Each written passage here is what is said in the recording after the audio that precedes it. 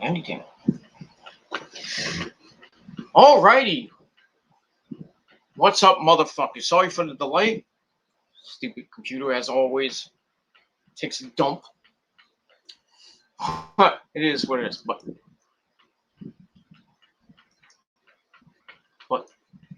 thank you all for waiting for me and everything. But now it's showtime at the Apollo. No, it's showtime here on the Peter Gilmore YouTube wrestling channel, youtube.com/Peter Gilmore. Thank you all for watching. I'm your great host, the sexiest man alive, Peter Gilmore. Thank you for watching on this Wednesday afternoon, almost Wednesday evening, September the 8th, 2021. And that's pretty much all I gotta say about that. So thank you all for watching. Make sure you like the video. Hit that subscribe button down below. Subscribe to all my other channels, which are down there, dude. And all that other good shit. Subscribe to my channels down below. Friend me on Facebook. Follow me on Twitter and Instagram, and share this video all over the internet. Don't forget to tap that. Don't forget to tap that bell. Turn on all my notifications so you never ever. Oh, baby, and I mean ever miss an upload, baby. And that's all I gotta say about that. All right, so like the video, dislike the video. I really don't give a shit what you do, but it is what it is. Subscribe to my channels and follow me on social media. Share the video all over the internet, and don't forget to tap that bell and turn on all my notifications so you never miss an upload. And if you're not getting my notifications, unsubscribe, resubscribe, hit the bell, turn on all my notifications, and hopefully YouTube will send them out that way. And if not, well, you can go to YouTube headquarters and kick their ass. Because I said so, and that's all I gotta say about that. All right, ladies and gentlemen, on this beautiful Wednesday afternoon, September the 8th, 2021. Pretty nice day here in the Northeast. Pretty, not too warm, but it is what it is. We've got some thunderstorms and heavy thunderstorms coming your way, coming later this afternoon, tonight, and into the overnight. So we'll see what happens with that. Got some heavy rain and thunderstorms, and it's going to be a mess later. So hopefully it doesn't rain between now and 8 o'clock. And that's all I got to say about that. And I can repeat myself as many times as I want. If you don't like it, then get the fuck out, bitch. And that's what you're going to do right now. You are going out of here. So, suck my dick, real truth. Fake ass fuck account. Go fuck yourself. That's it. All right. On this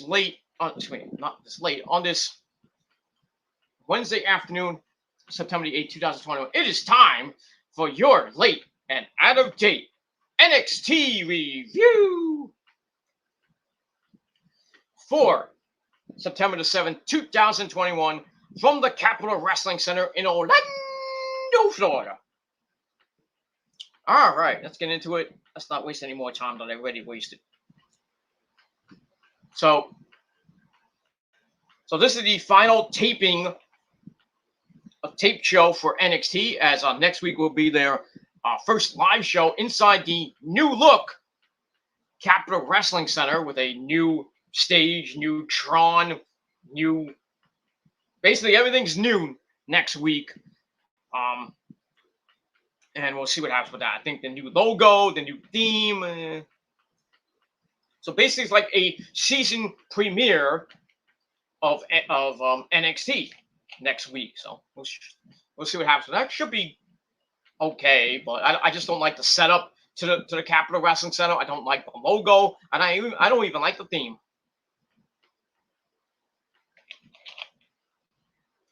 And that's all I gotta say about that. It is what it is. All right. Nick, if you're still watching, just watch that little troll that I timed out. Just want to point that out. That's all I gotta say. All right, let's get into this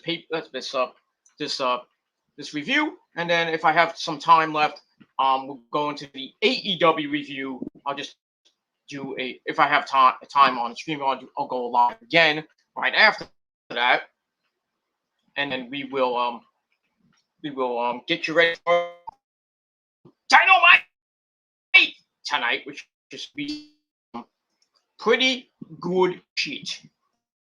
And that's all I gotta say about that.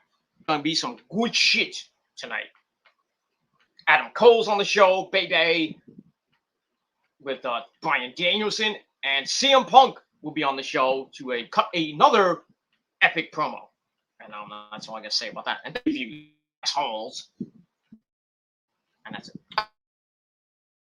So, and just okay, it's lagging a little bit. I apologize, but it is what it is. That's how my computer is with a shitty connection. But what am I gonna do? All right, so we start off NXT from last night. First match of the night, Ember Moon taking on the United Women's Champion Kaylee Ray. This is her NXT main debut, I guess you can say. The US debut. Blah, blah, blah. Match was okay. Wasn't anything to write home about. Obvious winner here, but that's that. So starts off with Ember talking some smack. I gotta show ass, bitch. Before Ember will take down, and then Kaylee Ray leg scissors out of it, turns that into a submission, but then Ember kips up and locks in another side headlock. They go in, shoots her into the ropes, turns a hip toss into an arm drag before hitting a leaping heel kick for a near fall. And then Ember with another rest hold, a front chancery, which turns it into a back kick. And she whips Kaylee Ray into the ropes, but Ray slips out to the floor. She trips Ember up, yanks on the left arm to take her down. Ow. So she's Kaylee Ray's in control. She hits a front suplex for a near fall as she gets back in. Then she gets Ember in the corner, yanks on the rotator cuff. That's not good. Then bends the arm around before flipping her into a cross arm breaker. Really working on that arm of Ember Moon. But Ember manages to roll over for a near fall, then rolls up Kaylee Ray with a 1925 roll up for a near fall. Then a head scissor and clotheslines and a kick as Ember is getting in the groove in the back. She gets up. She's all like, yeah! Then she hits an avalanche in the corner, goes up top, hits a code breaker off the top rope for a 2 count, then transitions into a crossface, you know who. And she has it in for a very long time. It looked like Kaylee would pass out, but eventually she gets out of it and forces a pin for a near fall. Ember turns it right into a triangle choke, but Kaylee Ray fights out of that. She goes to the corner. Ember is slowly up into the corner as we go to picture in picture.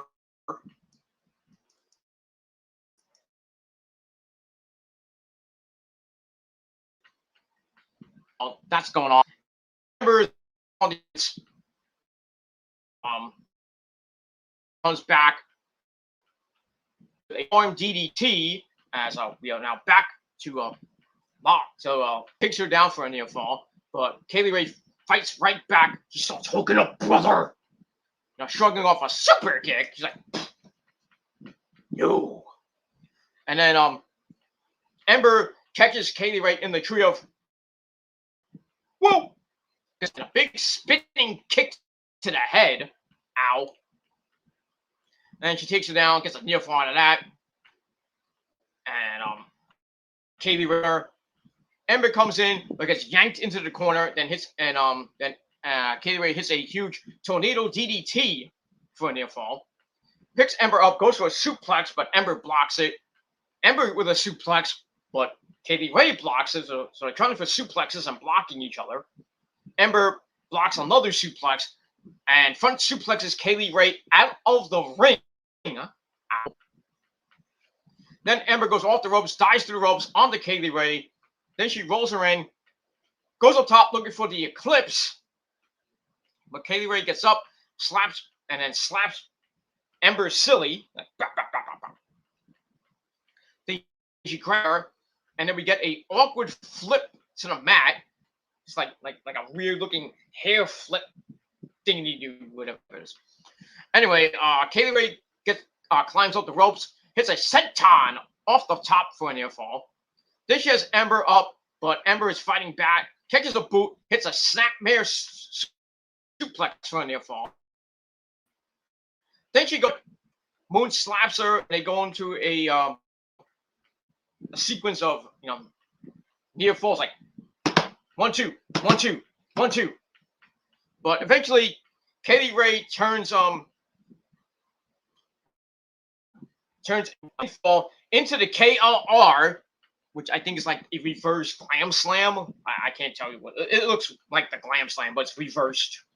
It is what it is. But she calls it the KLR officials. So she goes for a pin 1, 2, 3, and she gets the win.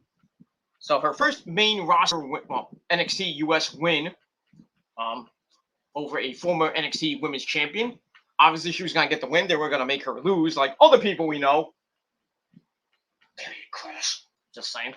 And that's it. So, match I gave 2.5 stars, and that's all I got to say about that. And we'll move on from there.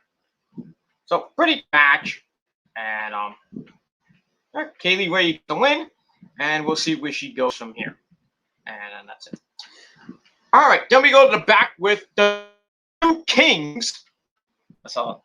The fact Oni Lorcan, Danny Burch, the former tag team champions, along with Ridge Holland and Pete fucking Dunne. They're now known as the New Kings.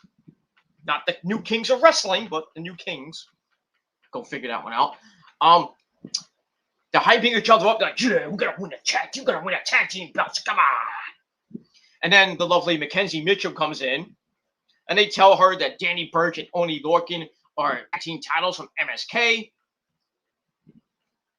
Burch and Lorcan say they're gonna take the belts, and then Pete Dunne tells them to end MSK, and then they tell Mackenzie, go, fuck it off, love, fuck it off, you bloody club. They tell her to get out of here. So that's that. All right, so we'll see what happens in the main event for the show.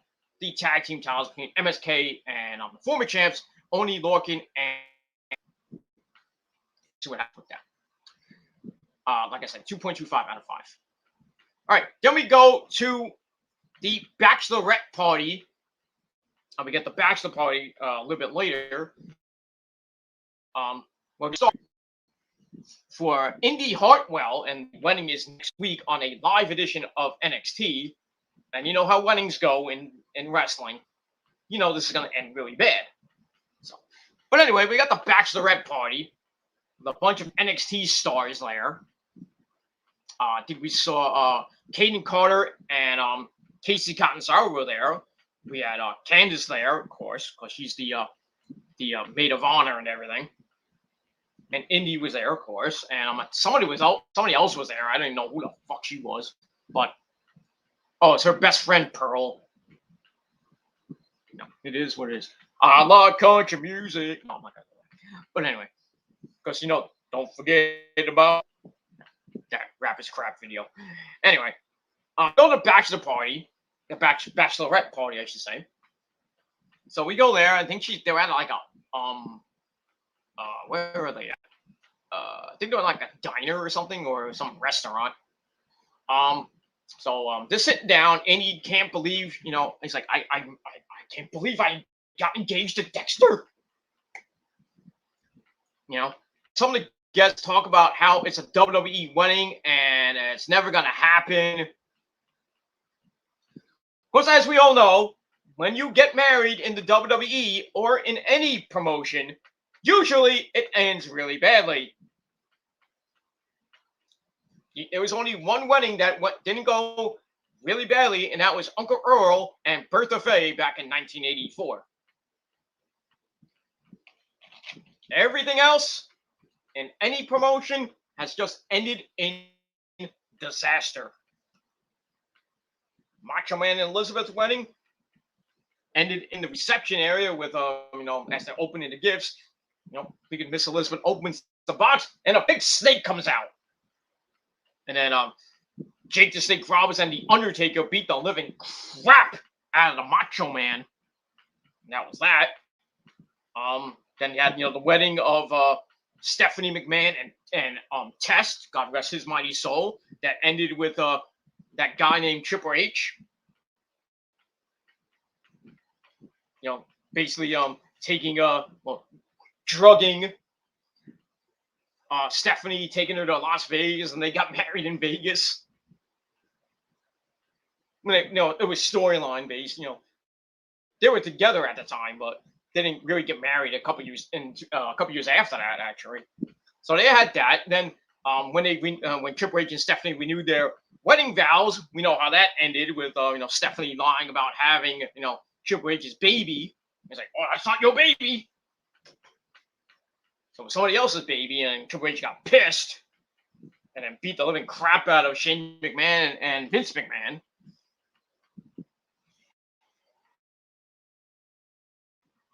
The ever hell hath no fury than a woman scorned. We had Kane and Lita's wedding. There was another one. I think it was Kane and Lita's wedding. I think was bad. Edge and Vicky Guerrero's wedding was really bad. Daniel and AJ Lee.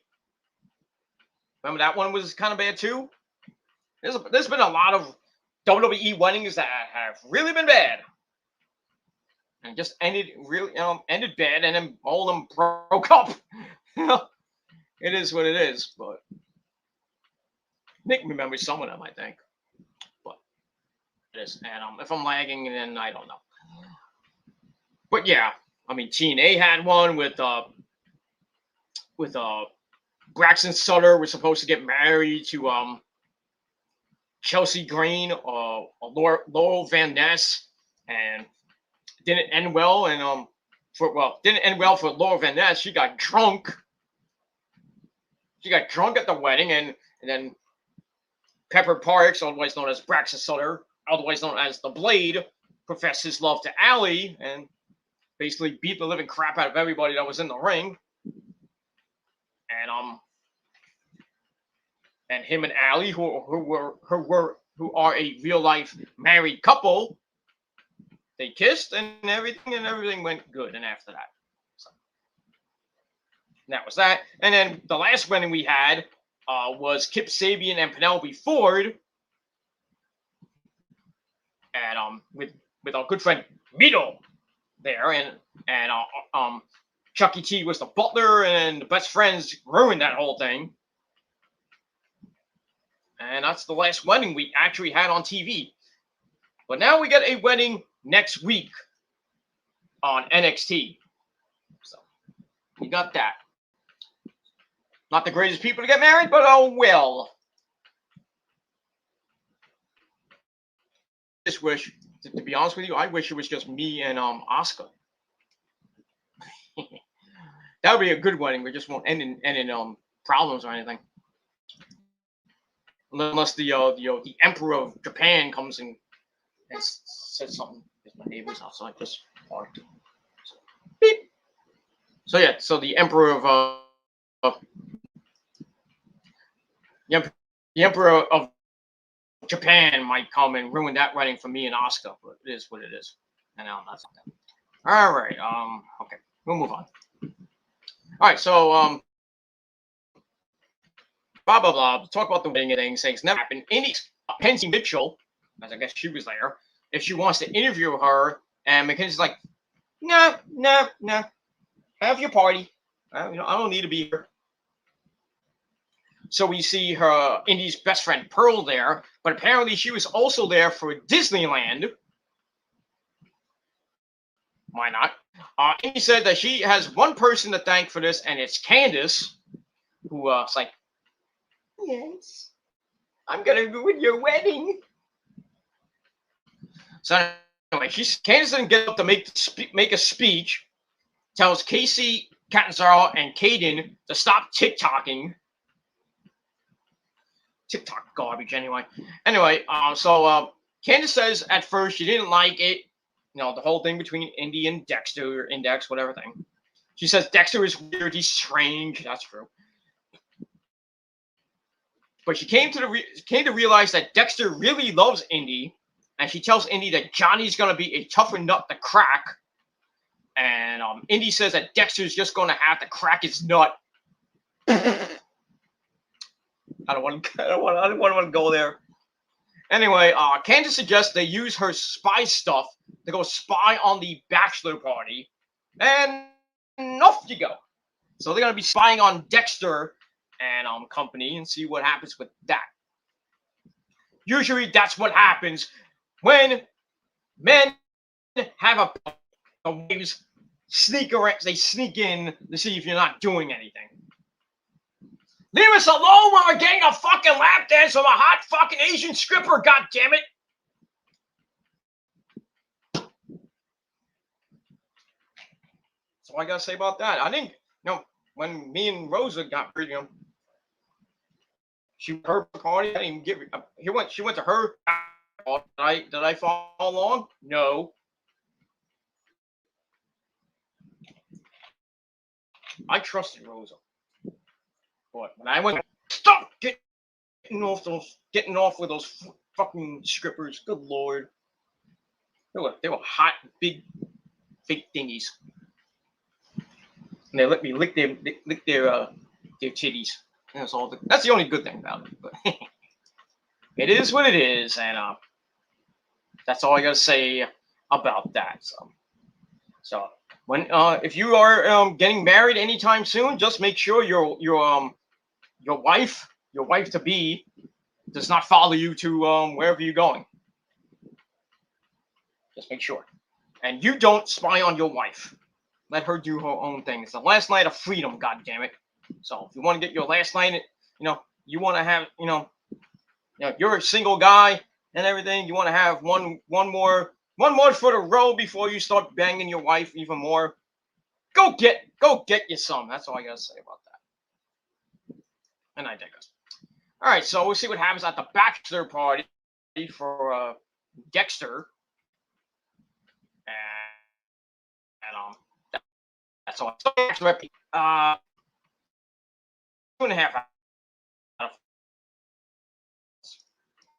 Pretty much all I gotta say about.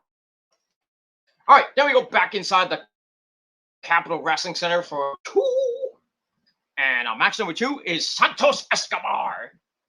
Santos Escobar taking on Carmelo Hayes, the winner of the NXT.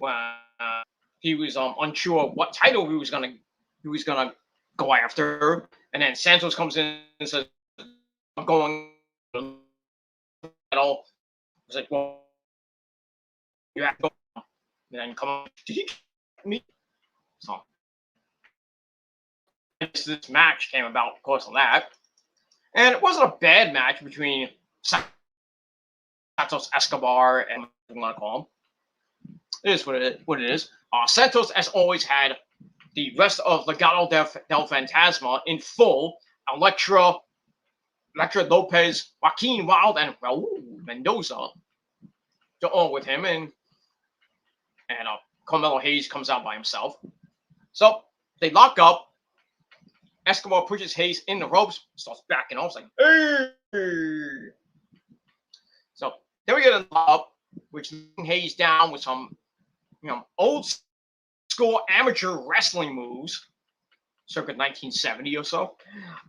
They start mocking Carmelo before they lock back up. Hayes gets a wrist lock. Santos takes him down, then gets an arm drag. Then he charges, but Carmelo ducks and hits a Hurricane Rana on ropes. That was pretty nice. Escobar slides to the outside. Hayes starts mocking him. Escobar comes in, catches Hayes in a Hurricane Rana attempt, but slams him to the mat. Ouch. Then so just beats the living crap out of him. Some kicks and chokes him with his leg against the bottom rope. But Hayes gets up, hits a DDT for a 1 count. And then Escobar comes back with the ground and pound punches. Gets backed into the corner for an overhand chop. And then sends Hayes across. Hayes goes up and over. They go into the standing switch by Carmelo. And he hits a kick to the head. Irish Whip is reversed. Hayes is up and over again. And a pump kick by Carmelo sends Santos to the apron. Carmelo leaps over, but Santos slides in, knocks Hayes off the apron into the announce table, which did not break and did not hit Beth Phoenix. Damn. It is what it is. That's all I gotta say about that. Anyway, as we go to break, Escobar's in control, trying to turn Carmelo over into a Boston Crab, circa 1934. Hayes manages to fight out of it, but eats a knee to the back for a near fall. Big clothesline in the corner by Santos, then a back elbow, and Santos. He charges in for the double knees to the chest. Then he sets Hayes on the top turnbuckle, hits an uppercut, then a top rope Hurricane Rana for a near fall. Then he gets another near fall out of that. And Santos then transitions into a crossface. Carmelo is able to avoid getting in a full crossface. Santos sends him outside, following a head smash into the steps. Out.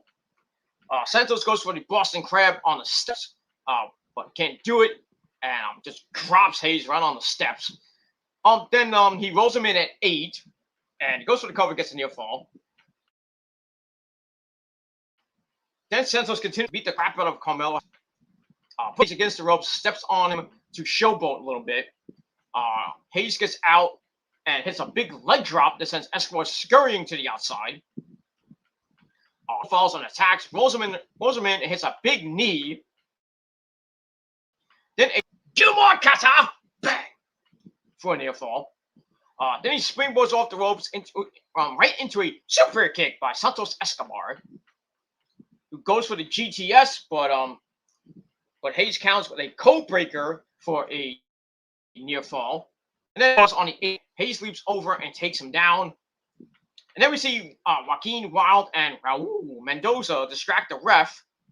And then we see Lopez pick up Carmelo Hayes and body slam him on the floor. Ow! But, Hayes should have counted out, but he gets in at 8. And Santos waiting for him. Santos picks him up. Boom! Phantom Driver. 1, 2, 3. Santos Escobar picks up the win. A pretty decent match. Gave 3 out of 5 stars. And that was it. So they pick up the win. And Legado del Fantasma continues to roll on. And even though their feud with Hit Row kind of slow down a little bit. We'll see if it picks up in the next coming week stuff. All right. After that, Casey Catanzaro and Kaden Carter getting ready for their women's tag team title match with Io Shirai and Zoe Stark. We see Casey climbing over Kaden. Okay. Not in a good way. Not in a way. Don't you wish? Don't you wish your girlfriend was? But she's like, climbing all over her, like just like weird. I don't want to go there.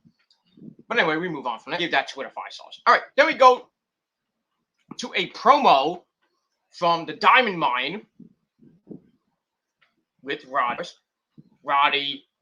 Malcolm Bivens and the newest members of the Dynamite Creed brothers. No, not those Creed brothers.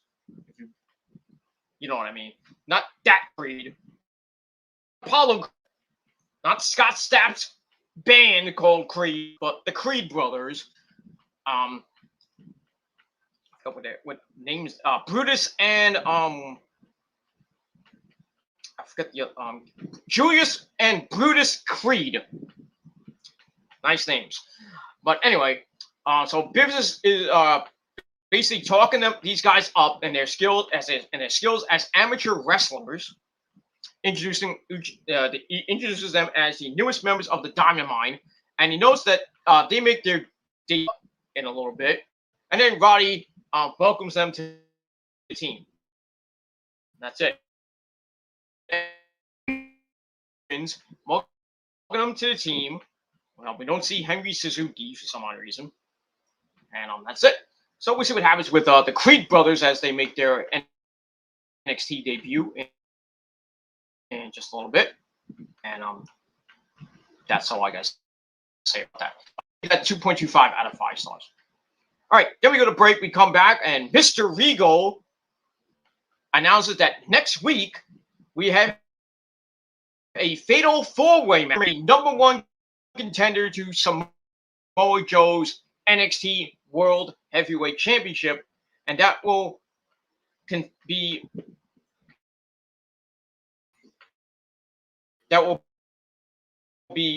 contender Kyle O'Reilly Auto Parts. Oh, sorry. We got Ciampa, O'Reilly, Pete Dunne, Drake. So Samoa Joe at a later date, whenever that happens, we don't know. And that's it. So some next week. I'm pulling for. We'll see what happens. And also, we get some promos from each. Excuse me. All right, then we get to. Let me just check my time real quick, and we're good. We are good. All right, it's half hour in. We got loads of time right now, but one was done.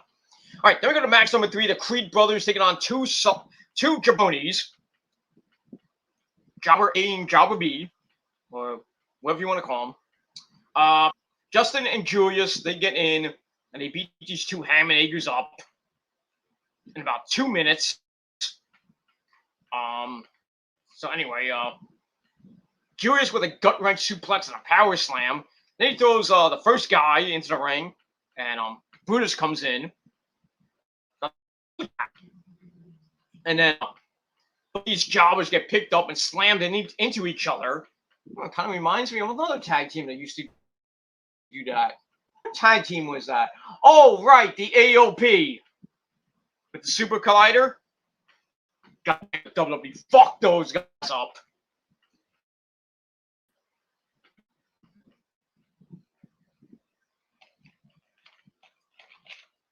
How can you fuck up probably one of the best tag team champions in NXT? How can you fuck that up?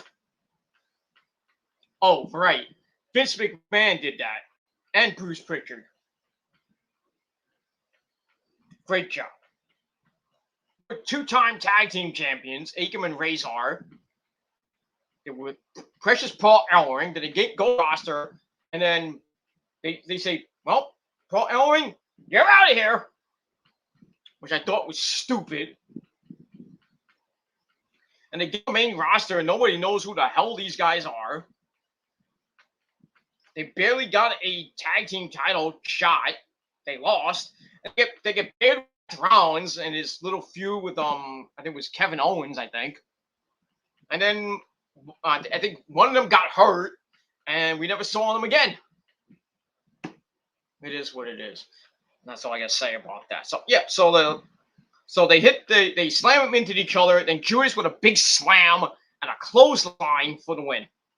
Not the greatest way to win, but it is what it is. So I gave that 2 out of 5 stars. So an okay win by these guys named the Creed brothers, Julius Creed and Brutus Creed. I don't know if they're related to Austin Creed, or as we all know as Xavier Woods. I don't think they are related because they're not black, but it is what it is. They're not related to Apollo Creed either. And definitely not fans of the band Creed. And if you're a fan of Creed, good job. I love Creed. Back in the day, Creed was like was awesome, and then Scott Stapp got into his stupid drinking situation and just basically disintegrated Creed, and that was it. And then most of the band went on to do Alter Bridge, and then Mark Tremonti did his solo band Tremonti, and then they came back to do one record, the reunion record called Full Circle, which wasn't really that great. And then after that, they just said, let's just do the reunion record. That's it. No more Creed. Mark Tremonti went to do Alter Bridge and his own band with the other two guys from Creed. Scott Stapp did a solo career, which was and then I think Scott Stapp went into a band called what was the name of the band? I think it was Gods of Apollo, something like that. I know he was in a band with a couple other guys, and I think it was called Gods of Apollo, something with Apollo in it. Wasn't that bad. But I think he's still doing that. I don't know what Scott Stapp's doing actually, besides probably drinking. But it is what it is. Creed was great from like the late '90s, almost into the early 2000s. But they were like competing with Nickelback to see who sucked more. I'm just kidding. Both bands were great. Creed and Nickelback were so great in the late '90s with the new I was gonna say new wobble genre, the new age of British heavy metal, but they weren't really heavy metal. I don't even know. I think it was new metal. I don't even know what genre Nickelback and Creed were. But but later on, then got to the 2000s, right up to around 2003, 2005. You started getting the bands like In This Moment and Lamb of God. The new age of heavy metal and everything. Different genres just came out of the blue, like screaming metal and just random genres came about. New metal, hardcore metal, speed metal. I mean, just go look up genres of metal. I mean, they're like millions. Go look it up right now on Google. Just Google it. Go have fun, and name all and get the list of all the bands that are in that genre or subgenres that they influenced. I mean, there are a lot. Viking metal, Norwegian death metal, Japanese death metal, Taiwanese death metal, and even the great Mongolian death metal. With the Who, HU, not that Who, who sang Baba O'Reilly and, ever since I was a young boy, I played the silver ball. Not that Who. The Who that did the epic cover of Sad But True by Metallica. That's all I got to say about that. So go look up all those genres of heavy metal. That's all I got to say about that. All right, so like I said, going back to the Creed brothers taking on the Jobbers, they get the win after Julius Creed hits a big slam and a clothesline. So match gave 2 out of 5 stars, and we didn't give anything else after that. Didn't really care. All right, after that we go backstage. We have a tense moment between the women's tag team champions Io Shirai and Zoe Stark. they go out to defend their belts. I think Io is kind of pissed off at Zoe for saying that little Kairi Sane line. I don't like you, but I respect you. And you will not for sushi. I'm going to go to Peter Gilmore's house and fuck him and fuck him on his big hard dick. Yep. Gonna have Io for I'm gonna have Io for dinner tonight. That's all I'm gonna say about that. Well, all you motherfuckers have hand on dick, and that's it. That's your dinner, hand on dick. But I digress. Anyway, so we have that. All right, then we go to Mackenzie Mitchell, M Moon. About 3 months, since losing her tag team partner Shotzi Blackheart to the main roster. So Ember says she's tired, and guess that everyone has to dig down and find something deep inside them or inside her. She says she knows what she has to do to not feel this way anymore, and we have to stay tuned. So don't know what that means, and I don't care. Maybe Ember turns heel finally and goes back to being Athena. When she was in the Indies, when she was just a monster freaking heel in Shimmer and WSU and Shine and various other promotions. But we'll see what happens with that. So I give that.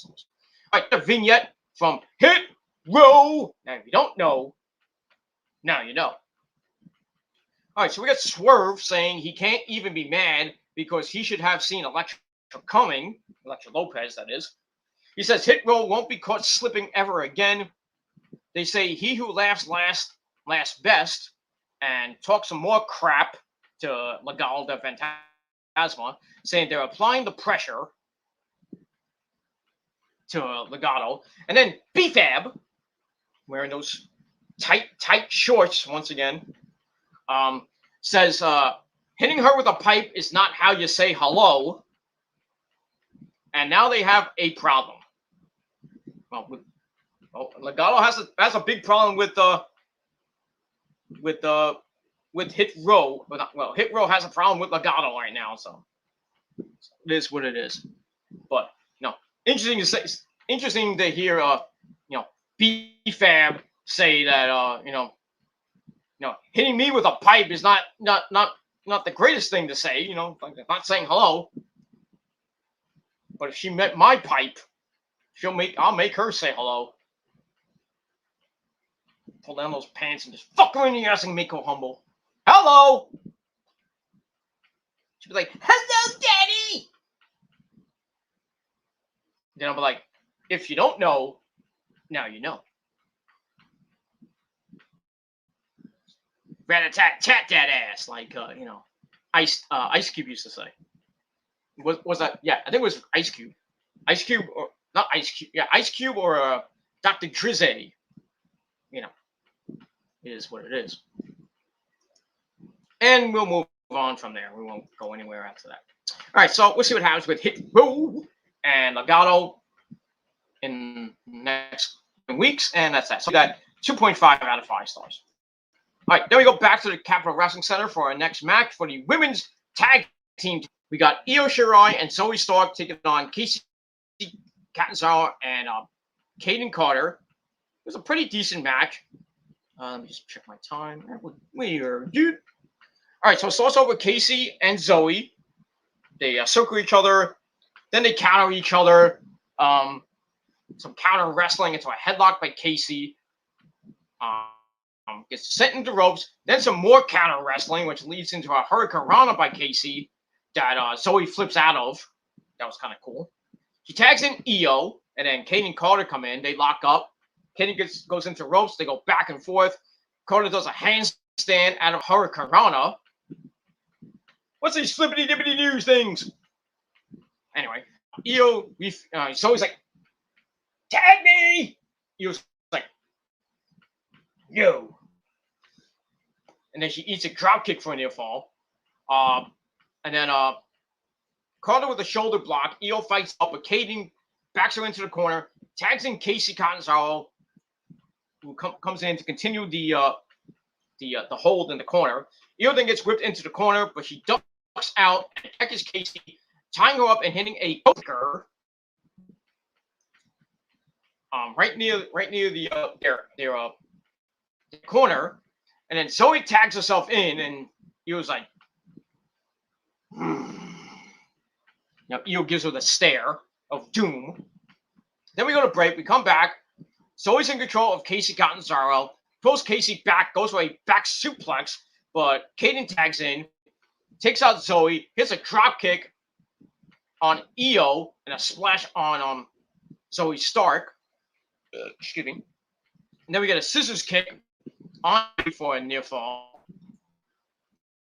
Then a roundhouse kick. We hit, and Zoe tags in Io, who comes up to the top for a missile front drop kick on both of them for a near fall.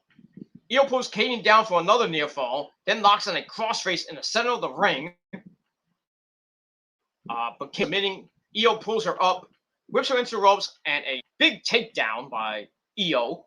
And Io starts pounding on Kaden, whose arms. Io charges a big boot, and then Casey tags in. They hit a wheelbarrow moonsault for a near fall.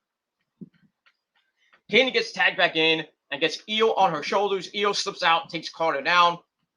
Kaden's in the corner and is hit with a charging double knees by Io. And then she tags in Zoe Stark. And she kicks Carter for a 2 count. Zoe charges Kaden in the corner. Kaden moves. Zoe hits Io. Carter then kicks Zoe down, tags in Casey, did a big assisted splash off the top rope. Looked like they're about to win the titles, but then Io springboards in to dropkick Kaden, who breaks up the pin. If he gets knocked into the pin, breaks it up. And then Zoe with a kick to Casey's head off the ropes. She comes for a near fall. Then she hits the flipping GTS to Casey Catanzaro. She tags in Io, who goes up top, hits the moon over. Well, the moon over, right? Moon over, bitch. No. She hits the moon, her patented moonsault. 1, 2, 3. Zoe Stark and Io Shirai pick up the victory, and they retain the belts. I think this was their first title defense. I'm not sure if the first or second title defense. Obviously, they were not going to lose the belts at the moment, but they will be pretty damn soon as Io turns on her, or Zoe turns on Io. I'd rather have Io turn on Zoe. Io turns her into a big, humongous heel, maybe size with Tiencha. That would be weird, but yeah, Io should turn heel again. I like her better as a heel. I don't really like her that much as a face. And that's it. By the way, speaking of Io, I saw a video from Japan of Io in the ring in Japan. This is 2018, way before she even came to NXT. She's fighting some Japanese chick, and the chick takes out a barbed wire bat, right? And with a plug in it. So you know that bat's gonna explode. So the girl with the bat is like, she's getting ready. Io's on her knees, and then she's like, she gets to her feet and everything, and the girl's like, stomping her feet, and then goes, bam! And all you see is Io explode. Not explode, but you know what I mean. The bat explodes and everywhere. Io gets sent to the outside, and then everybody has to rush on her and douse her with water, while the other girl's just writhing in pain and grabbing her arm. I mean, it's on. I don't know if it's on YouTube, but I saw it on Twitter. Somebody sent it to me on Twitter. I was like, no, it's Instagram. Somebody sent it to me on my Instagram. I was like, they say, watch this. It's Io Shirai. I was like, okay, I was thinking that the one with the bat was Io. And hitting this poor poor Japanese chick in the stomach with an exploding barbed wire bat. Should have been the face, but that's just my opinion, because it would have been way sicker. But, you know, I found out that Io took that shot. I was like, damn! You can get hardcore! Holy shit! And you thought women couldn't do barbed wire explosive matches. Don't you feel stupid now? Well, they still do it. They still do it. I think they're learning from Onita!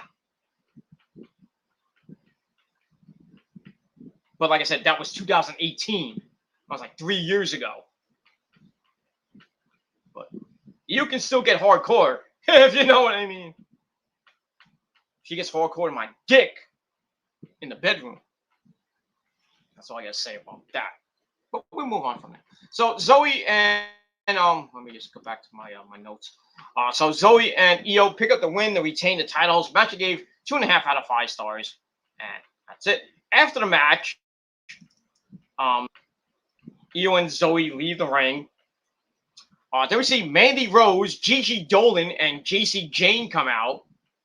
And Mandy is wearing a protective mask. It looks like she stole Sheamus's mask. Basically the same looking mask. And all 3 women beat the crap out of Casey and Carter. So that might lead to a 6-man match. Carter, Casey Cottonser, and Saray. And they take on Mandy Rose, Gigi Dolan, and JC Jane. So we'll see what happens with that. But, kind of weird seeing Mandy Rose, with a face mask on. Doesn't look too good. I know a storyline. I mean, it is what it is. She's still, Mandy Rose is one good-looking hot piece of ass. Just ask Otis. I would, well, I wouldn't ask. Well, should we ask Otis about that, or should we not? That horrible freaking love story that was. I felt bad for Mandy having to kiss that fat fuck. Oh, good Lord. I hope he brushed his teeth. And, put some cologne on and some right guard or something like that.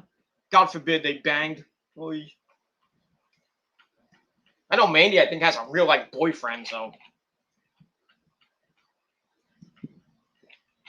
Mandy's getting banged in her own way, but thankfully not by Fat Boy Otis. That's all I gotta say about that. I'd fucking bang Mandy Rose to death if I had to. No, I'll put him in my top 15. Well, maybe my top 10. I don't know. Because I gotta put some certain ladies I gotta put, in that list, and I gotta have time for them to suck the super cock, But as we all know, the top 3, we all know, is my Asian persuasion: Asuka, Kairi, Io. And right after that's Charlie Caruso and Sasha Banks, and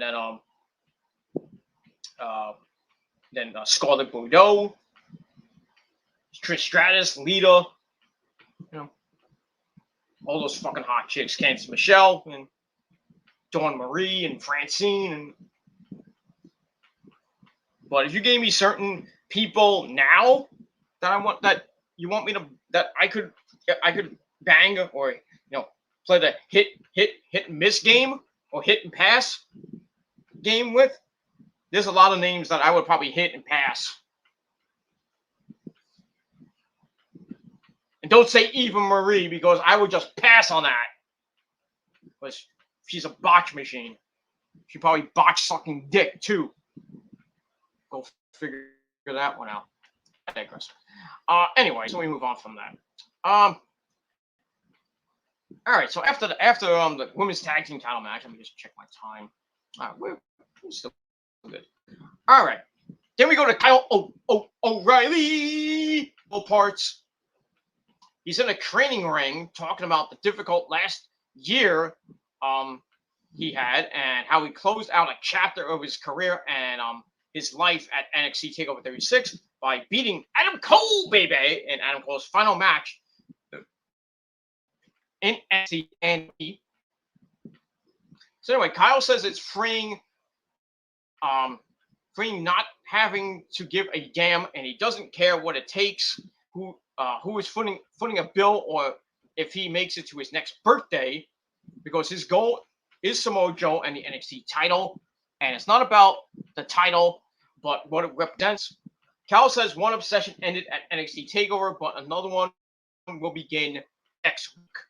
So he's ready for next week, and we'll see what happens with that. I'm pulling for him. I hope he wins and faces Samoa Joe, because I think that'll be a pretty interesting match. You guys who know a lot about martial arts and stuff like that. Should be a pretty interesting match, and that's all I gotta say about that. So I gave that 3 out of 5 stars, and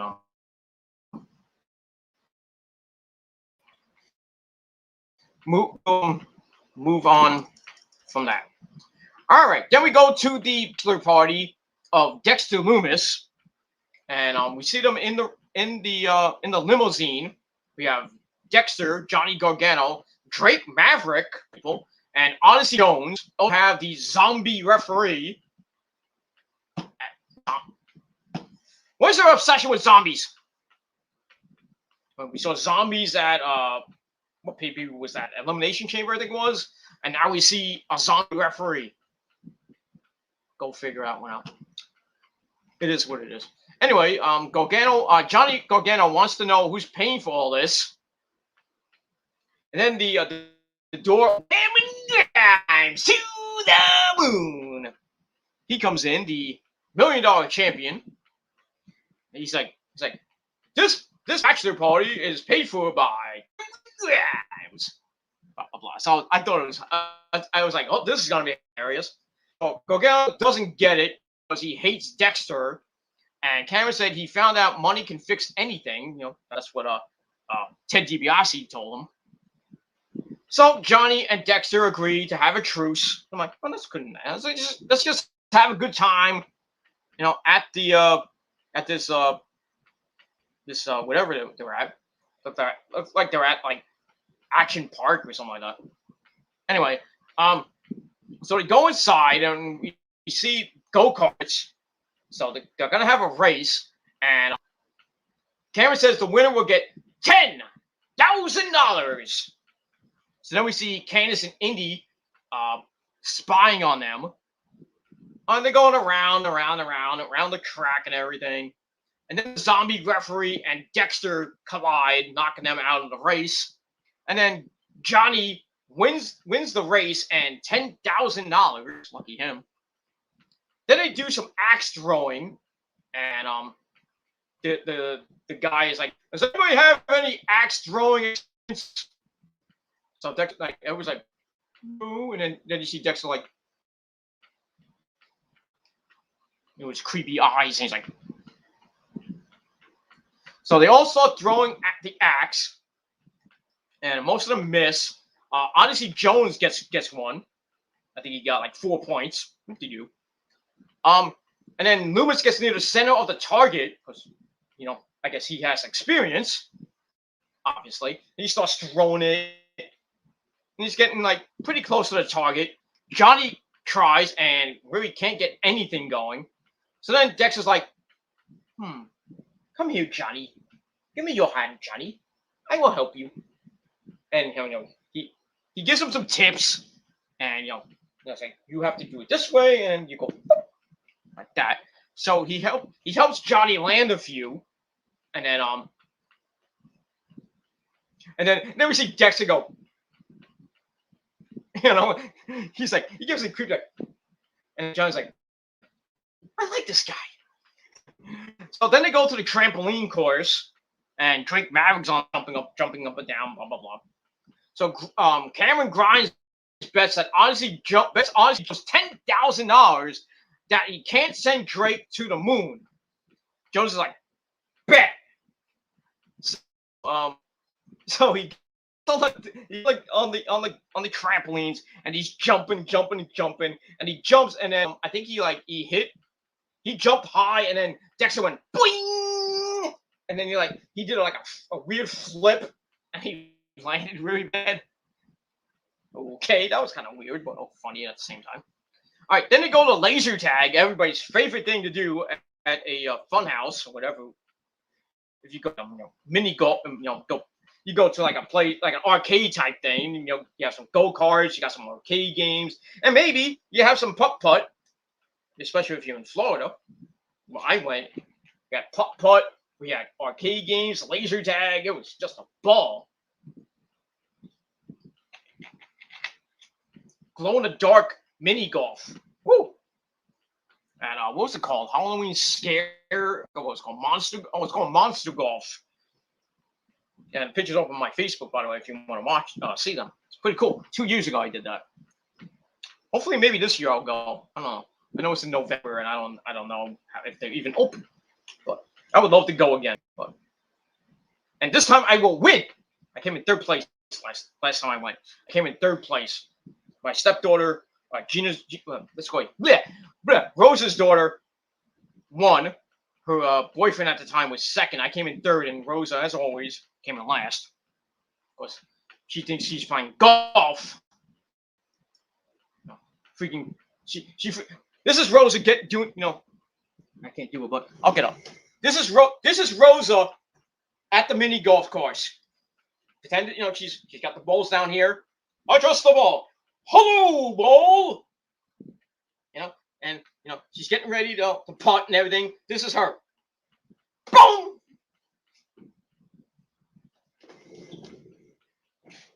I'm like, the ball goes to the wall. I'm like, what are you doing? This ain't golf. This is mini golf. Putt.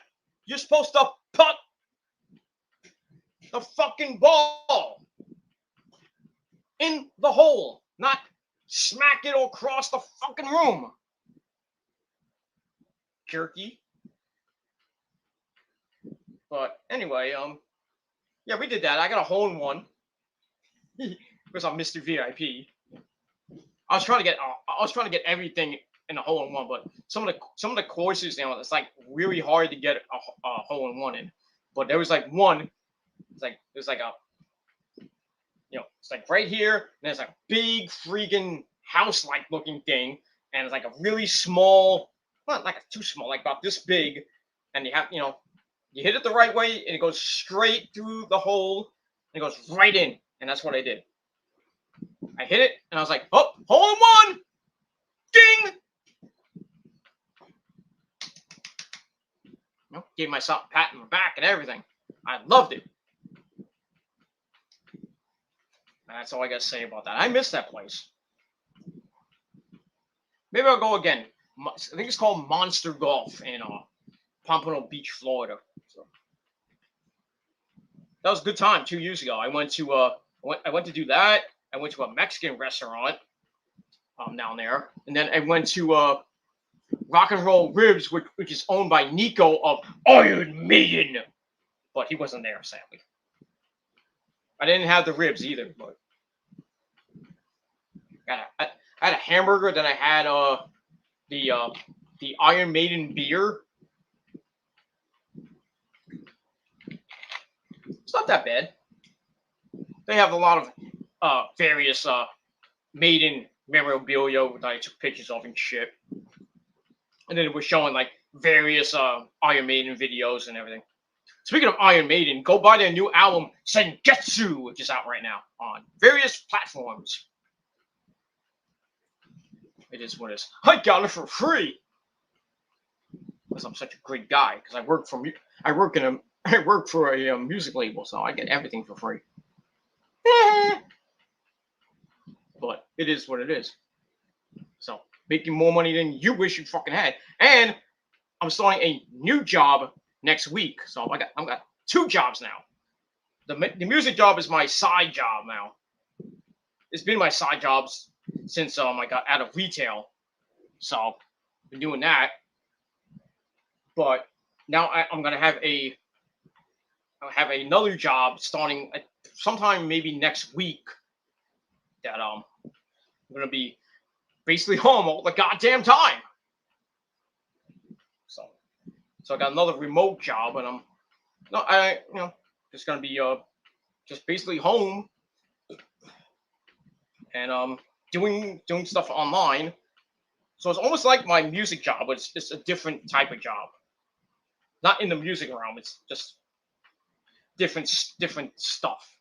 That it's like taxes and not accounting per se, but but it's there, and that's all I gotta say about that. But I'll be home basically all the time, like I'm doing right now, and I'm making more money than you wish you can count. But hours are just gonna be a pain in the ass. So this job. I gotta wake up. I gotta get up about 9 o'clock, and I gotta go to about 3 o'clock. So it's 9 to 3, and then I have the rest of the day off. So it's 10, 11, 12, 6 hours a day, 5 days a week. So that's 30 hours a week, 60. That's 120 hours a month, $18 an hour, which is not bad. So yeah. So I was in a little bit of financial trouble, but now not anymore. That's all I gotta say about that. So I'm back in the money, baby. So pretty soon I'll be going back to concerts. I'm gonna definitely go. Well, that's the problem. I'm going.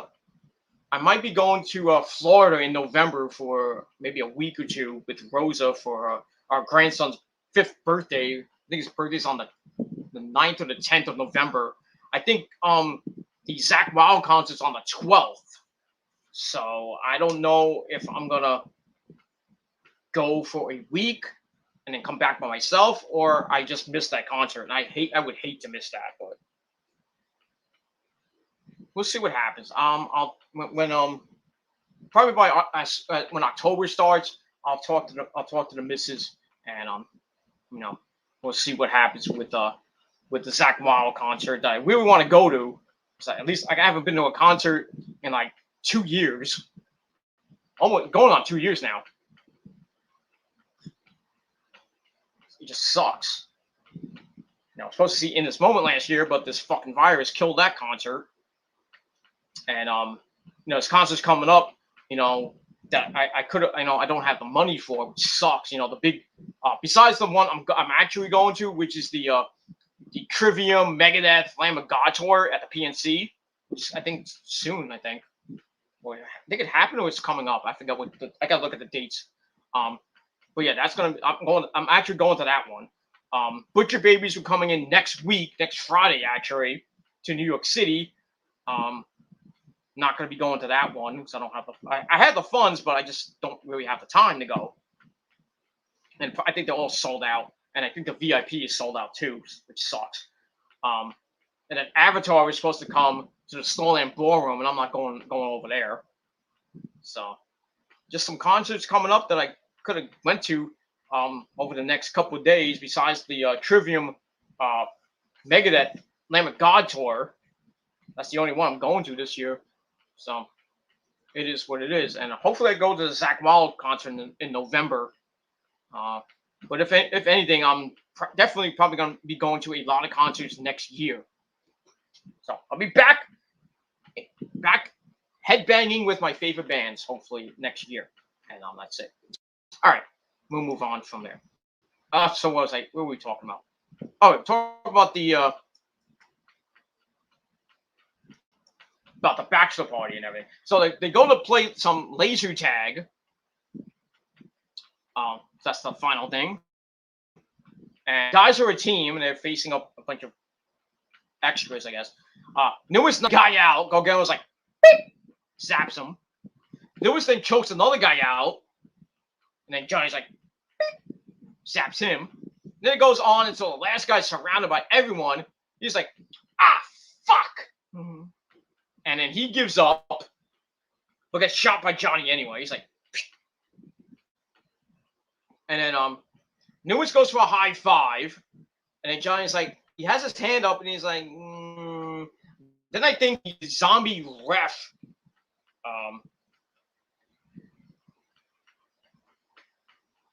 Oh yeah. He has him in there. He's looking around. He's like, I don't know if I should do this. He's doing the whole thing with with Austin Theory and everything he used to do. And then the zombie ref starts speaking. I'm like, wait a minute. Zombies don't speak, really? Except they go, brains. So anyway, he's like, give him a high five, eh? He looks like a bad guy, eh? So everybody's like, when did you turn into a Canadian? So then Johnny's hand gets knocked into Dexter's hand. And then we see Indy and Candace come up. And they're all like, yay! And they're all excited that Dexter cracked Johnny's nut. Not like that. So basically, I guess they're all excited that Johnny and Dexter are like on the same page now. They're all friends and everything. Then they have a great big group hug. And Johnny's like, let's go have a wedding. And then Loomis is like, he's like, he has that creepy look on. And he goes, he has that he starts smiling. I'm like, no, you broke character, you idiot. So it was kind of cool. So I gave that 3.25 out of 5 stars. So yep, next week we're gonna have a wedding, and hopefully, I'm hoping that this doesn't end in chaos, but I think it will. Something's gonna happen, and the wedding is just gonna be a disaster. Probably for Indy Hartwell, because usually the bride is usually the one that gets fucked around, fucked over, usually. But we'll see what happens. Maybe there'll be something that like Frankie Monet and company, Taya Valkyrie and the Robert Stone brand, they say, oh, we got evidence that Dexter cheated on you. And they show a video of Dexter, like maybe he's in his art room and he's drawing what we think is Indy Hartwell. And then we see a silhouette of somebody from behind, naked or something like that. And then we see Dexter going, and then we see the picture, but it's not naked or anything. And then Indy's like, what did you do, Dexter? What did you do, you son of a bitch? And then the wedding, they're like, the wedding is off. Fuck. But then again, could go off without a hitch, like the Macho Man, the Macho Man Miss Elizabeth wedding at SummerSlam '92. Then they go to reception, and then that's where the chaos happens. Then it ends in disaster. They could do something like that, or maybe, just maybe, finally, since it took them 37 years, we'll have an actual wedding that doesn't go without disaster. But as we all know, in wrestling, weddings always end in disaster. Oh, absolutely. So that's what's going to happen. One of them is going to get caught with their hands in the cookie jar. That's all I got to say about that. So we'll see what happens with that. So we got the wedding next week that I don't know if it's going to go or it's going to be where in between the show. I think it's going to end the show. I just have a feeling it will end the show. But we'll see. And that's that. So looks like Dexter and Johnny are on the same page. Candace and Indy are all happy, and the way is happy. And that's all I got to say about that. So we'll see what happens next week with the wedding. And that's it. All right. Then we see Boa walk up to Mei Ying and says, my liege, it's time. And then she's like, ah! Blows her smoke. And she's going to be in her debut match coming up in a second. So I gave that 2 out of 5 stars. Then we go to the back. We see Taya Valkyrie and Jesse Kamea. They're in the back mocking Index wedding invitation. He's like, do you see how this font's not right here? This kid did this. Actually, Dexter did the invitation, by the way. And where was my invite? I mean, really? I mean, really? Dexter, really? Indy Hartwell? I mean, you don't give this guy an invite? I mean, what is wrong with you people? Right. Well, if I decide to renew my vows with the missus, you motherfuckers ain't coming.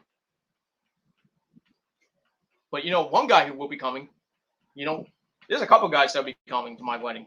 Kevin Steen will be definitely coming. Randy Orton will come. If he has any problems, give him a Gilmore cutter or two. But there's another guy and girl who will be coming to my wedding. And that man is, say it with me now, ladies and gentlemen, you know who it is. My good friend and yours, the man that says, boom, it's Adam Cole, baby! And his lovely wife, Dr. Britt Baker, DMD, baby. Yep. They'll be at my wedding. And so we're in this moment. And Ash Costello as well. Because I go big for my wedding. And that's it. Nick can be at my wedding if he wants to. Nick, would you like to come to my wedding? If I decide to renew my vows to the missus? Nick can come.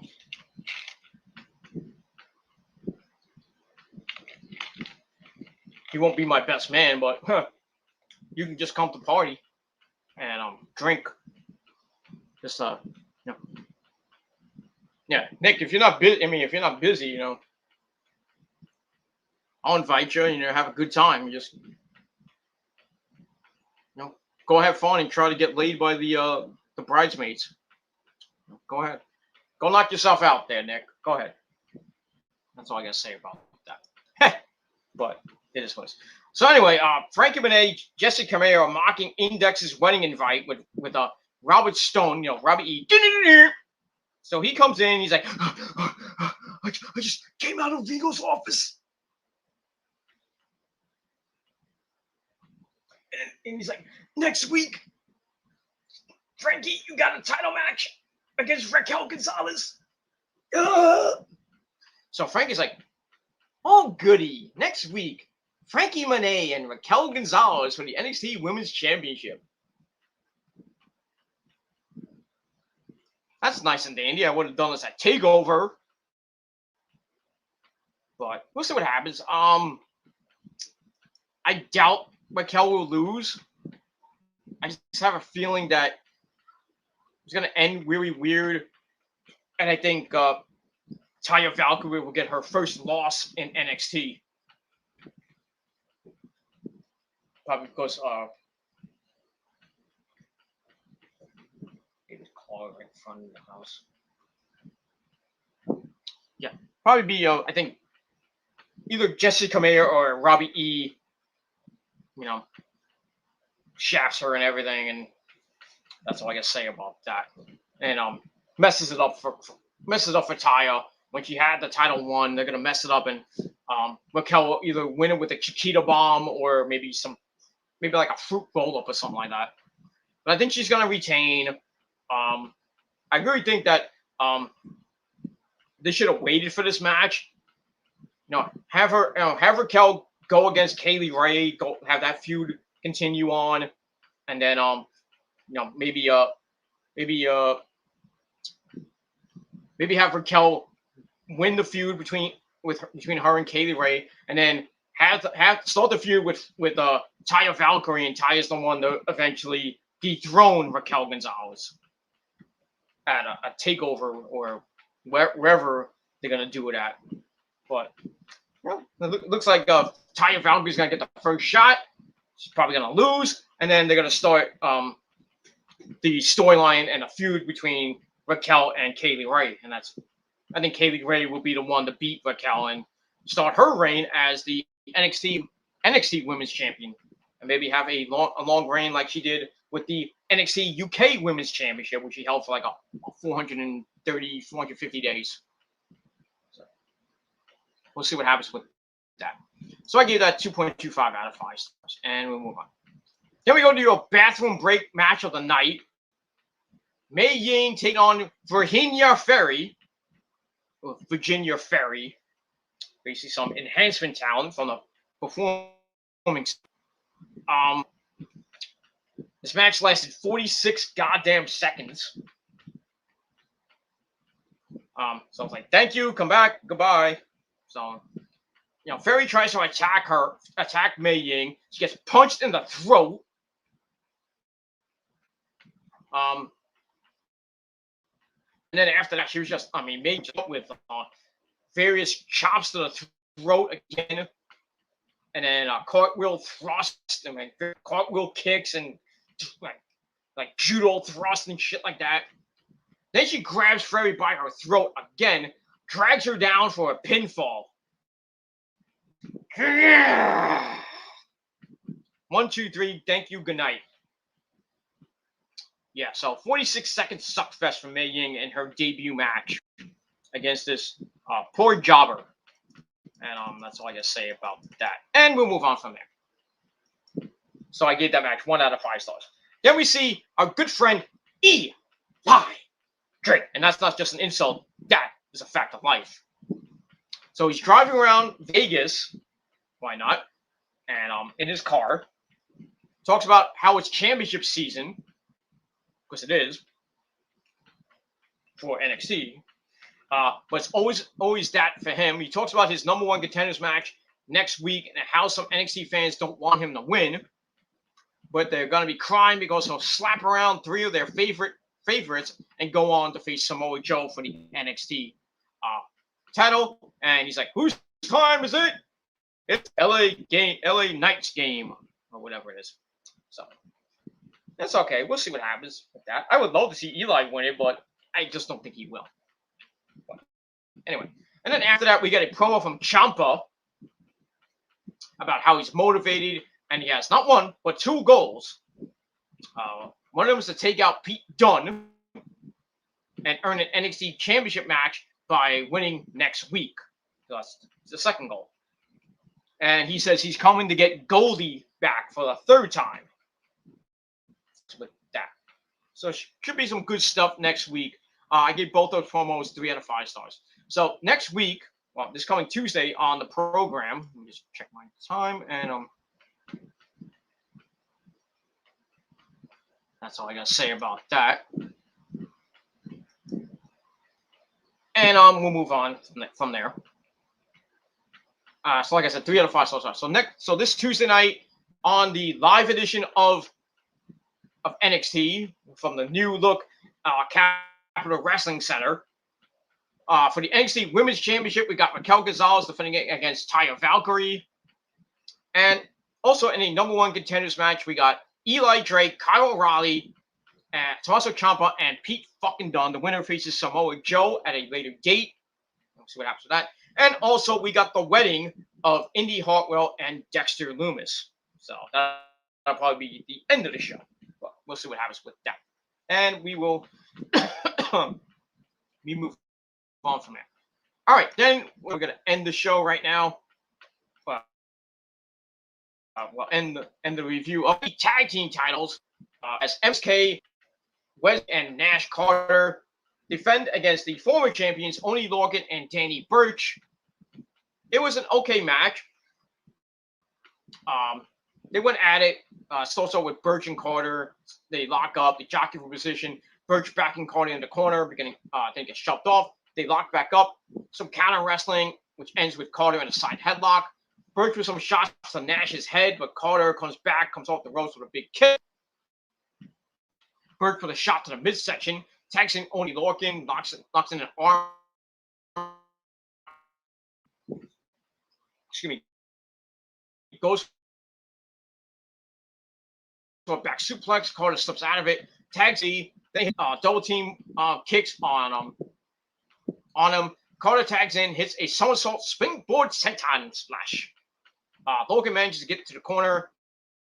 Tags in.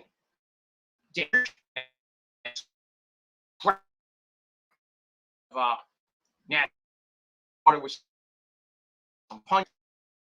With champs, Carter ducks a double clothesline, hits a corkscrew springboard crossbody on both men. Tags in Wesley, pitcher, and then we come back. the challengers are back in control, because that's always, when you go to break, the heels always come back. Absolutely. So the beat eyes for the tag, but Burge catches the leg. At insecurity miss, Burge slams Carter down for a near fall. Lorcan comes in. They continue to beat down on Carter.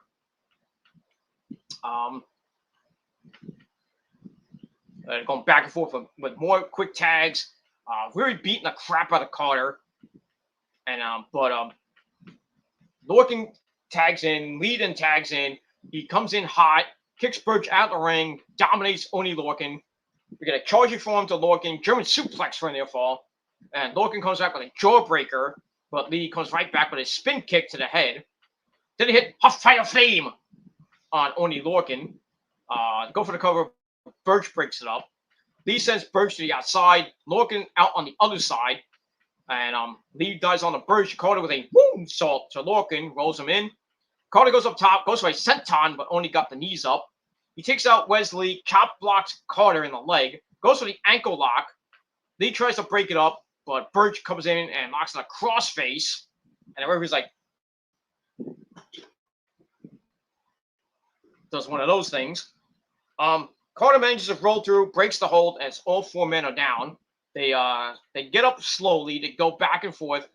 Lorcan chops the Carter. He charges in for a flash. It hits one, goes for a second time. Gets him hip tossed into the corner. Ow. And then MSK sets Lorcan up. They hit their finisher, I think it's called Overdrive or whatever it's called. 1, 2, 3, MSK tag team titles, and held it for a little over 140 some odd days. So that's it. So pretty good match. I gave 3.25 out of 5 stars.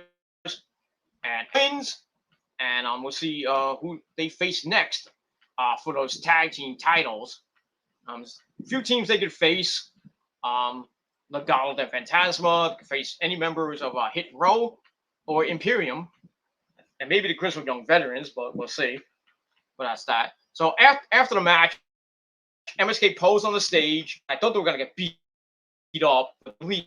Then they go in the ring, and Holland and Pete Dunne. Pete Dunne's like, and then Holland with a dirty, heinous act as he headbutts Danny Burch right in the face. Then Norga's like, mate, what are you doing, mate? What are you doing? What are you doing? I don't know. He's all shocked. Off. And then Dunn and Holland basically beat the living crap out of both of them. Then he stand over them, and the crowd's like, you suck! So they prepare to leave. Holland isn't done yet. He takes out Burch one more time with another headbutt. And then Dunn and Holland exit the ring, and then Dunn's like, that's that. And that ends the show. So the New Kings have now broken up, if you will, if you think about that. And that's all I got to say about that. So, like I said, the match was pretty good. I gave it 3.25 out of 5 stars. The Aftermath, I gave the same. And it looks like we're going to see Pete Dunne and Rich Holland as a tag team now. And start a feud with the former champs, Only Lorcan, and their best friends, Only Lorcan and Danny Burch. Probably either next week or the week after that. But we'll see what happens with that. So, all in all, not a bad NXT, but like the last few weeks, they have no star power at all. You know, I just think they're feeling the effects of not having a guy named Adam Cole, baby, there. You know, it's stupid that it's stupid that they wanted to let him go. They let him go. You know, they wanted to take control of Adam Cole's Twitch channel, and Adam's like, nope, not doing it. And then WWE trying to counter that and wanted to make Adam Cole a manager on SmackDown. Why? Why would you make Adam Cole a manager on SmackDown when he has so much potential? And when all he did in NXT for 4 years? A manager. Really? Is that the best the creative can come up with for this guy? Really? No wonder Adam Cole wanted to leave. I'm glad he left. But now he has creative control in AEW right now. And he's in a much better place. He's with the Elite, the Elite, baby! The Elite, baby! And we're going to see him in just about 57 minutes. And that's all I got to say about that. And we'll move on from there. And that's it. So Adam Cole is, he's gone. I mean, that's all I can say about that. And pretty soon in January, we could be seeing Mount Rushmore in AEW.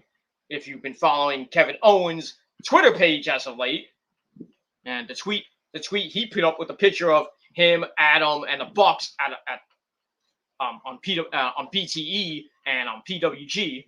I forgot what show that was, but yeah. So I did a video yesterday on go a video back, and I talked about Kevin Owens possibly going to AEW come January, because his contract ends in January, and he could possibly bring over his good buddy Sami Zayn as well, and probably more to come by the new year.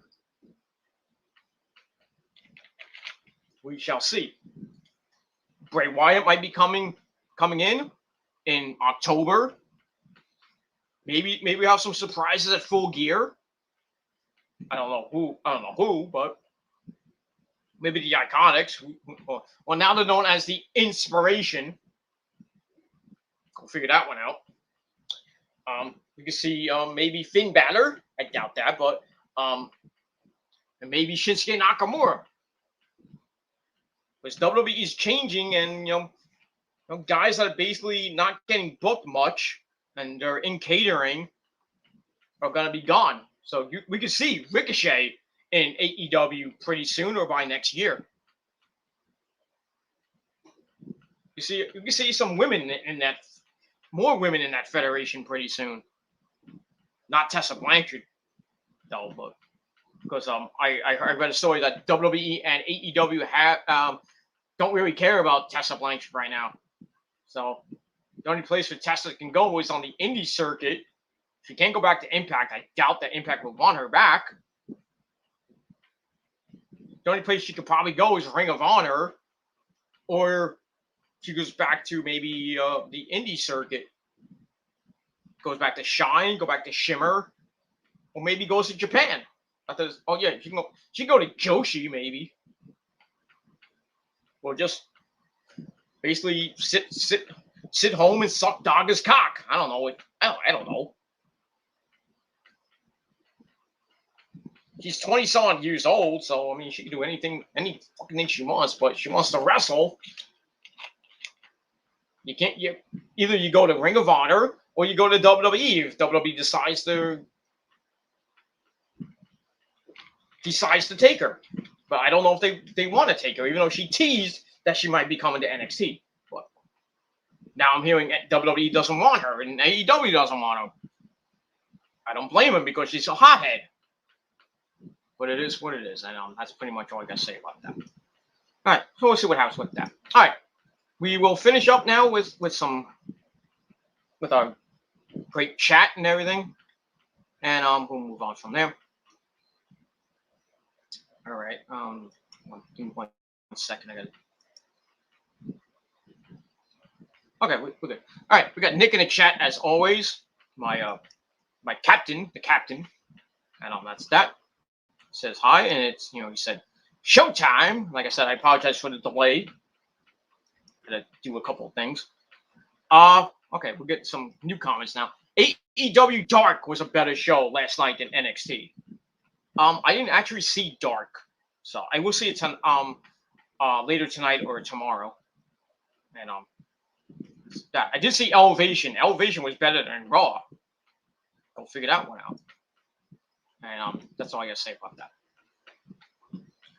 that. Check out Mick Foley's WWE We've Got a Problem video. I did see that, and I was I agree with him. I agree with him on his Twitter page actually, but now he's got a YouTube page now. So go check out Mick Foley on YouTube.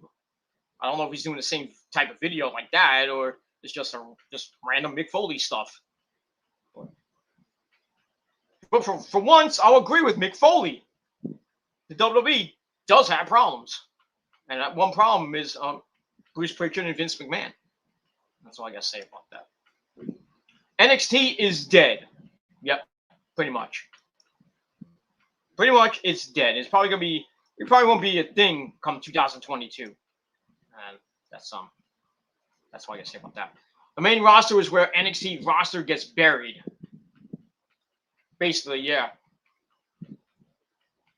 Basically, everybody who's come up from NXT so far has been buried over the last couple of years.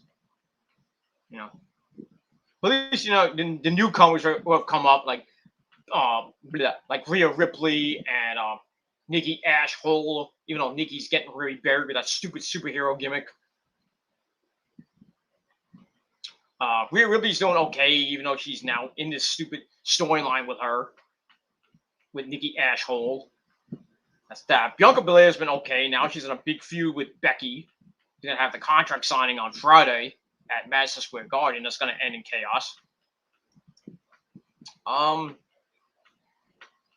don't think anybody else came up from NXT after that. I don't think. Well, Finn Balor, yeah, but Balor got buried by Roman last week on SmackDown, and now the Demon version of Finn Balor is coming at Extreme Rules, and the Demon's gonna get destroyed. So it doesn't pay for Balor to stay in NXT, to stay on SmackDown, because he'll probably be just thrown into the mid card right now. And I think that's pretty much it. I would say Bobby Roode's kind of got the golden shovel treatment now too. Rick Boogs came from NXT, but he's with Shinsuke now, so at least they're doing okay with Rick Boogs. That's all I can say about that. But anybody else who decides to come up to the main roster will probably be shitted on and hit with the golden shovel, and that's that. Or as Nick says, sent to Titus Catering to make a good mean steak with Titus. Well, whatever Titus tells him to make. That's all I gotta say about that. Anyway, sounds like Kyle O'Reilly needs new parts. Pretty much.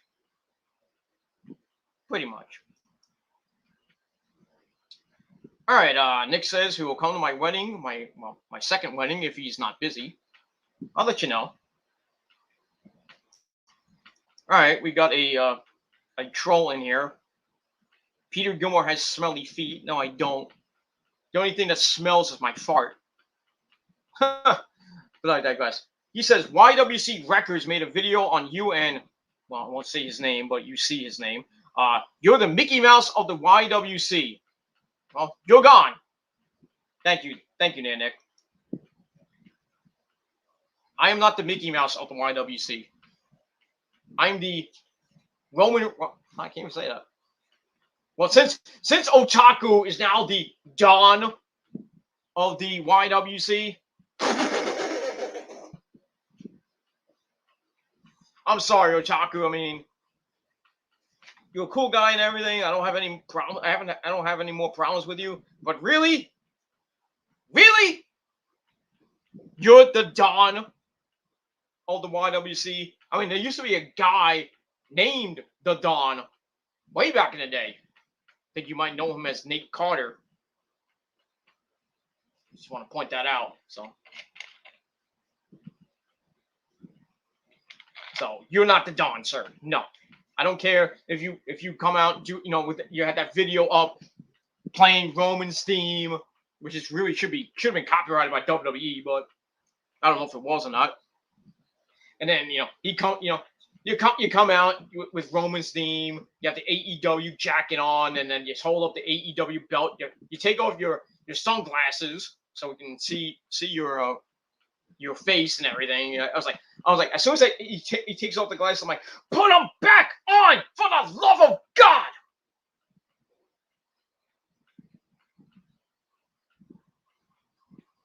It is what it is, and that's it. So you're not the Don. You're not the YWC champion. You're not that. There is no YWC champion. The only YWC champion is the Universal Champion, and that is me, the face that runs this fucking place. Not that guy who with a tiny little cack. But it is what it is. I will watch that video. I mean, I don't care, but You know, I don't care. I mean, it's not the first time I've been on that stupid channel. There's like 2 videos of me and Chase on there. Just weird, stupid, crappy videos. And then there was another one, I think. And now there's one with me and Mr. Irrelevant, bald-headed bastard with a tiny little cock. But I'll look at it, probably get a laugh out of it. But it is what it is, and that's all I got to say about that. But there is no Don, there is no YWC president. There's basically no YWC right now. It's dead. It's in the ground right now.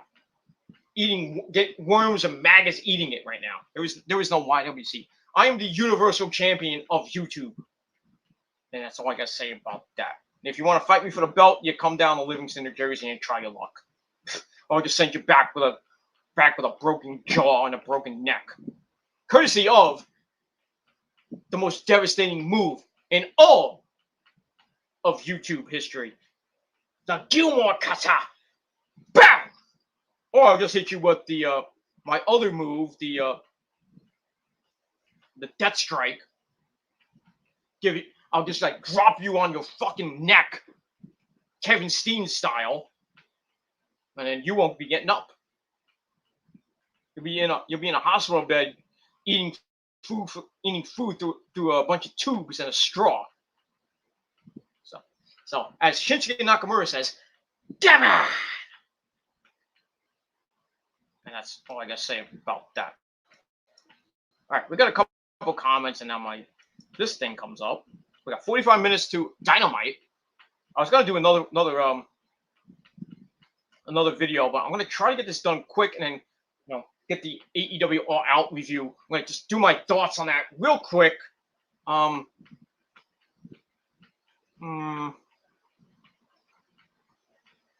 don't want to. I got a little bit left. So you know what? Fuck it. We'll do it live. So I don't want to waste my I still got a little bit. I got maybe an hour left on my stream, on this stream I can do. So I'm gonna quickly talk about All Out. It was an awesome show from top to bottom.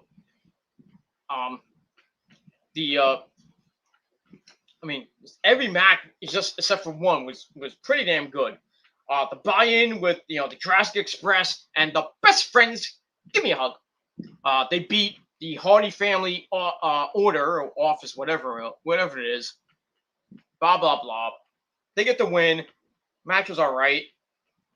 About 2.5, 3 stars. And then the Butcher came back, from his injury. So now the Hardy Family Office is now at full strength once again. Butcher and the Blade are back as a tag team. That's pretty damn good. And we'll see what happens with that. Then we get to the main show. We start off with what do we start off with? Well, I don't even remember now. But I'll just mention some of the matches. We got Jon Moxley against Satoshi Kojima. It was a pretty decent match. Moxley beats the legend from Japan, Satoshi Kojima, not one, but 2 paradigm shifts. So he gets the win. Match he gave 3 out of 5 stars. And then after the match, Suzuki Gun comes out. Mr. Minoru Suzuki comes out. I went completely berserk, along with the fans and along with JR and company. Minoru Suzuki comes in. Him and Moxley have an epic fucking stare down. Not the first time they met. They met in Japan, and Suzuki whipped his ass. And they had an epic stare down, and then Minoru Suzuki beat the crap out of Moxley once again. Gives him the Gotch pile driver and lays him out.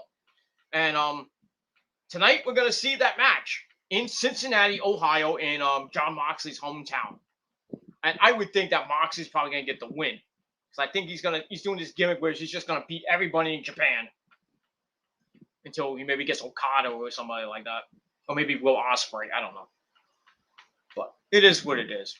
But at least we see Minoru Suzuki on our television screen once again. That's going to be a slobber knocker of a match, and that's all I got to say about that. Thank you for the preview, asshole. And then we'll move on from there. What else do we have? Now I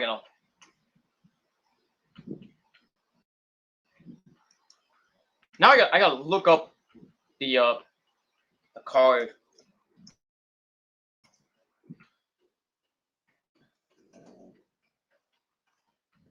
See if I can. While this is loading, hopefully this will load. But I will talk about some of the other matches on the show. We had Chris Jericho and MJF in the last fight match. And if Jericho loses, he will never wrestle again in AEW, and he will go back to doing commentary for Rampage. Pretty decent match. I gave 3.5 out of 5 stars. Originally, MJF got the win after Wardlow came out, and him and Jake Hager beat each other up on the outside, caused a distraction. And Aubrey Edwards was trying to get control. MJF hits the Judas Effect elbow on Jericho.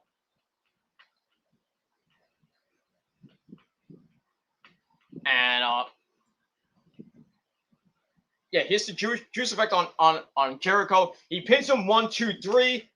So he gets the win, and we all thought that Jericho was gonna just ride off into the sunset, and that was it.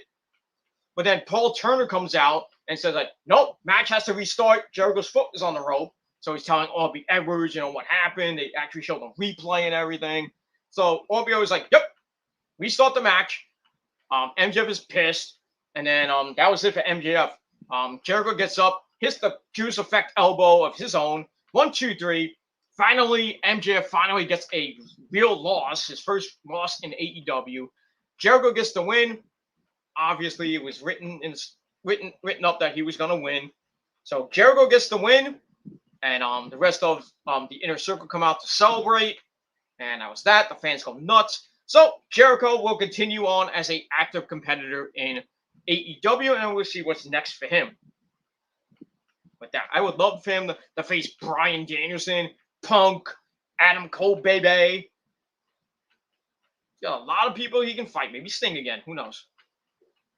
And that's all I got to say about that. So I gave that match 3.5 out of 5 stars.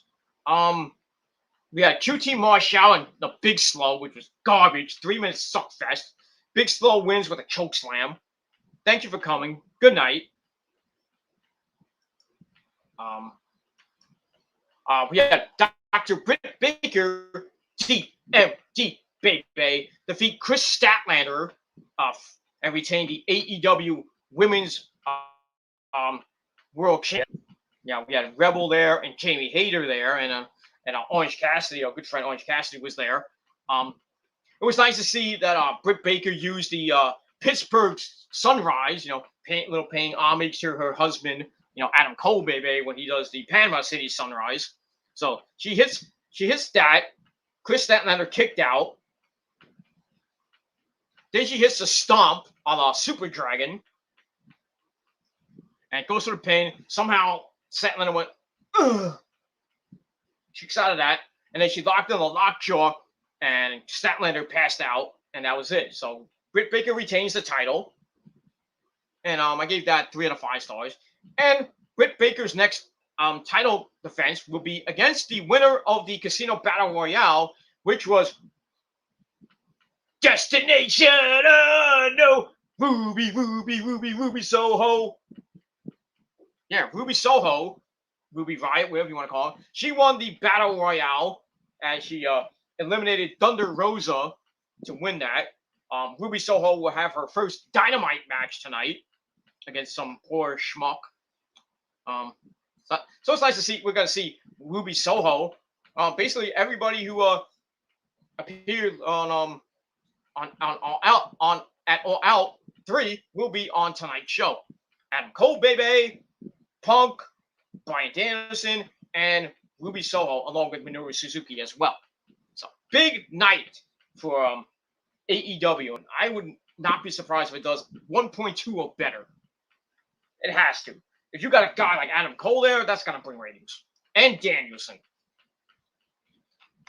Danielson, Punk, and Cole. Gonna bring huge ratings for AEW. Hopefully, we'll see. But even though Rampage did 692,000 views on Friday, and SmackDown did like almost 3 million, whatever.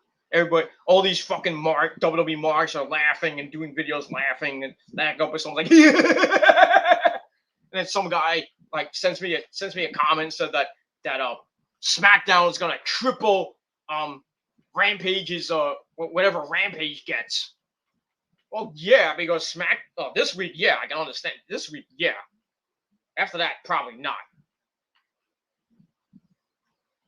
Well, SmackDown's from Madison Square Garden. They got a big, humongous show.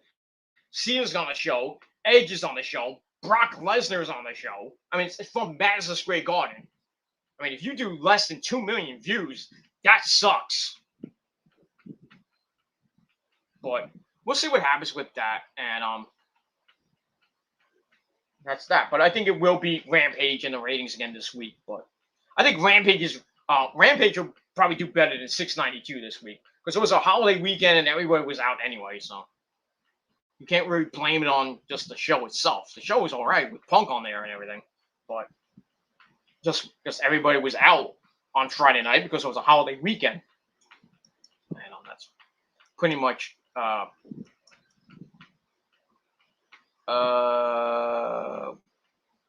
I get the right? Oh, I got the wrong one. This one.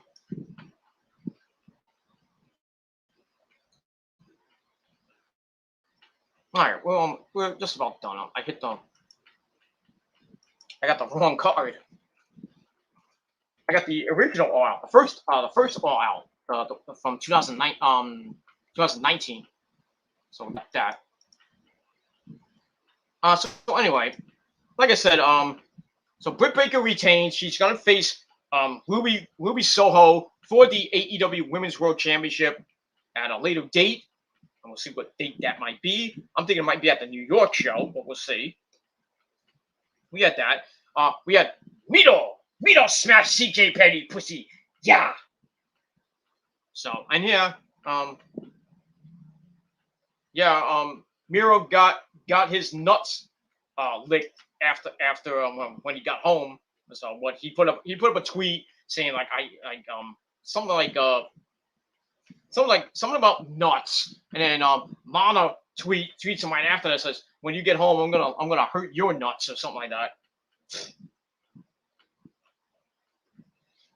She's gonna hurt his nuts, and he's gonna hurt her hoo-ha and her aha, which as we all know, Nana loves anal.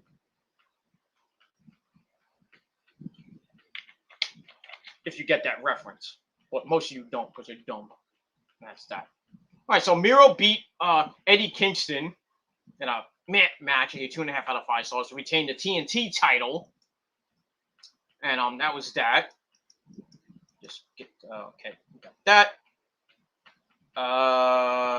Okay, and then we get to the tag team title match in a steel cage, brother. We had the Lucha Brothers, Pentagon Zero, and Rey Fenix just beat the Young Bucks to become the new AEW Tag Team Champions in a bloody as fuck cage match. Probably the best cage match I've seen in a long time.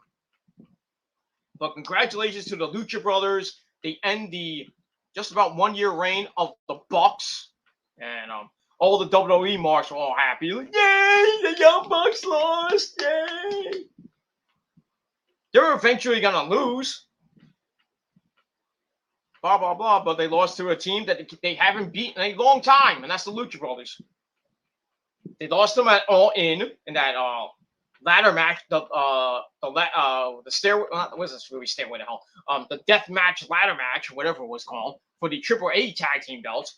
And they couldn't even beat them for the AEW tag team title shots. Tag team title, I should say.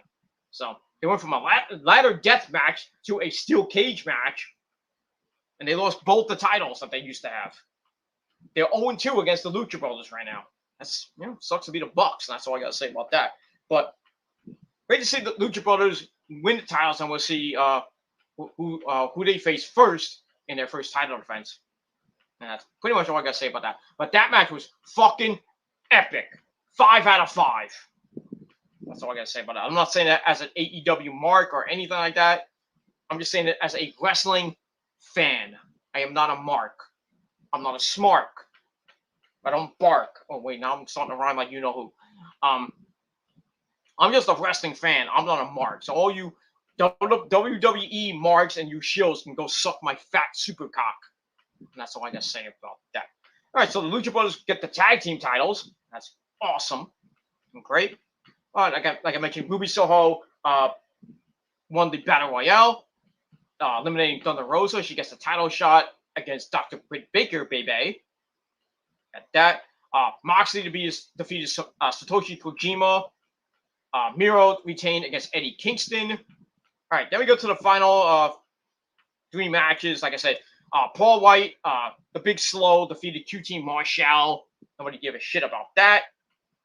CM Punk against Darby Allin was a pretty good match. Now, Punk was a little bit rusty. He had new tights on and everything. Yeah, like pants on and stuff. Like, we never saw him with pants like that, but he was a little bit rusty. Darby had to pick him up and basically carrying him through the rest of the match.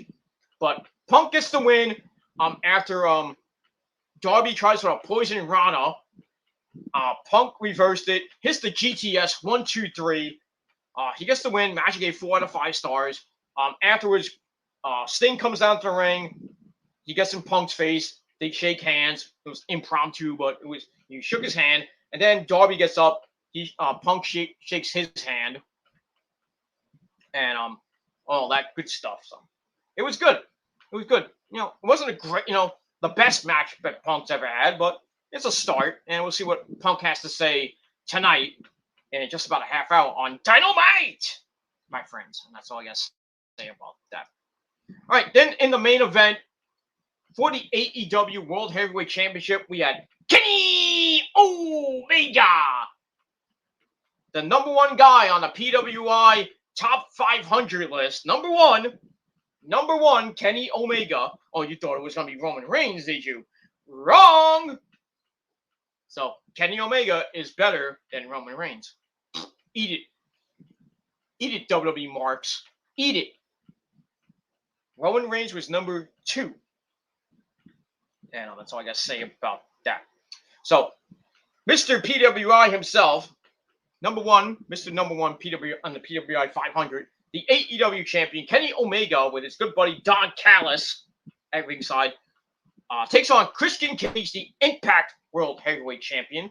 I was hoping this would be title for title, but it was not. But anyway, pretty good match. Went back and forth. The Good Brothers came out. Gallows and Anderson tried to cause a distraction. Brandon Cutler comes out, tries to cause, I think it was just Gallows and Anderson came out, caused a distraction. It didn't work. And then Christian tries to hit a super unprettier or a super kill switch from the top. Kenny reversed it, hits a super one-winged angel off the top, and that was it. 1, 2, 3. Kenny Omega retains the AEW World Heavyweight Championship. Match was all right. I gave it 3.5 out of 5 stars. And then afterwards, it was fucking epic, and that's all I gotta say about that. The Bucks come down. Michael Nakazawa comes out. Brandon Cutler. The Bucks, like I said, the Bucks come out as well for a big, humongous beatdown on Christian Cage. And then Jurassic Express comes out. Luchasaurus, Marco, that grunt stunt, comes out. And Jungle Boy Jack Perry, they try to save, their good buddy Christian, but they get beat down by the Elite. And then Kenny gets on the mic, cuts a promo saying that, it's like, I've beaten everybody. Everybody's either in another company or I beat them or they might be dead. And then the lights go out And I'm like, ooh, somebody's coming out. Is it Bryan Danielson? Is it Bryan Danielson? No, we hear that boom. And then we see Adam Cole, baby. He comes out. I mark the living fuck out. I think I had an accident in my pants because I think my freaking dick exploded. And all the I had cum go over my house. No, I'm just kidding. But basically, I marked the F out. And I called it, by the way. I said I would not be surprised if Adam Cole's at All Out. I would not be surprised. I was hoping for it. I was thinking maybe the 22nd. We knew Daniel Bryan was going to be at All Out. We just didn't know where he's gonna show up. But Adam Cole surprised us all. He comes out with his new shirt, All Elite Baby, which you can buy now on shopaew.com. I ordered mine. So it is what it is. $30 plus shipping. That's all I gotta say about that. So I'm gonna be getting that probably in a couple weeks. And that's it. So Adam Cole comes out, goes to the ring. He's like, the Bucks and Kenny and the rest of the Elite are like, holding, Kenny's holding him back. It's like, wait, guys, he's gotta do something cool. So he gets in the ring, he looks at him, and he's like, doing this, and he's like, You ready, guys? Adam Cole, baby! Does that stuff. Then he super kicks Jungle Boy Jack right in the mouth. And then everybody's like, oh shit, he just joined the Elite again. I marked out again. And then the Bucks are like, Adam, is that you? Adam? Then they're like, bring it in, man. And then they hug him and everything. They're hugging him, and then the Gals and Anderson come from behind. They're like a big group hug. Kenny's in the back. He's just like joking around. He just, he's all happy. Nakazawa and Brandon Cutler and Doghouse are basically having an orgasm in their pants. And then Adam Cole does what he does best. What he has done on BTE. He gets the smoochies from Nick and Mac Jackson, which is not gay, by the way. So yeah, the Elite Baby is now formed. Adam Cole is now back in the Elite. I just hope he doesn't fuck it up like he did 4 years ago. We all remember when he joined the Bullet Club, and he thought he was the leader of the Bullet Club when Kenny was there as the original leader of the Bullet Club. When he was in Japan, he never really came over to the States, which sucked. Especially in New York City or anything like that. And then the whole thing, on BTE, where he poisoned Nick Jackson, and we didn't know. Nick's like, we don't know who did it. And then Adam Cole tells Marty Scurll that he poisoned Nick.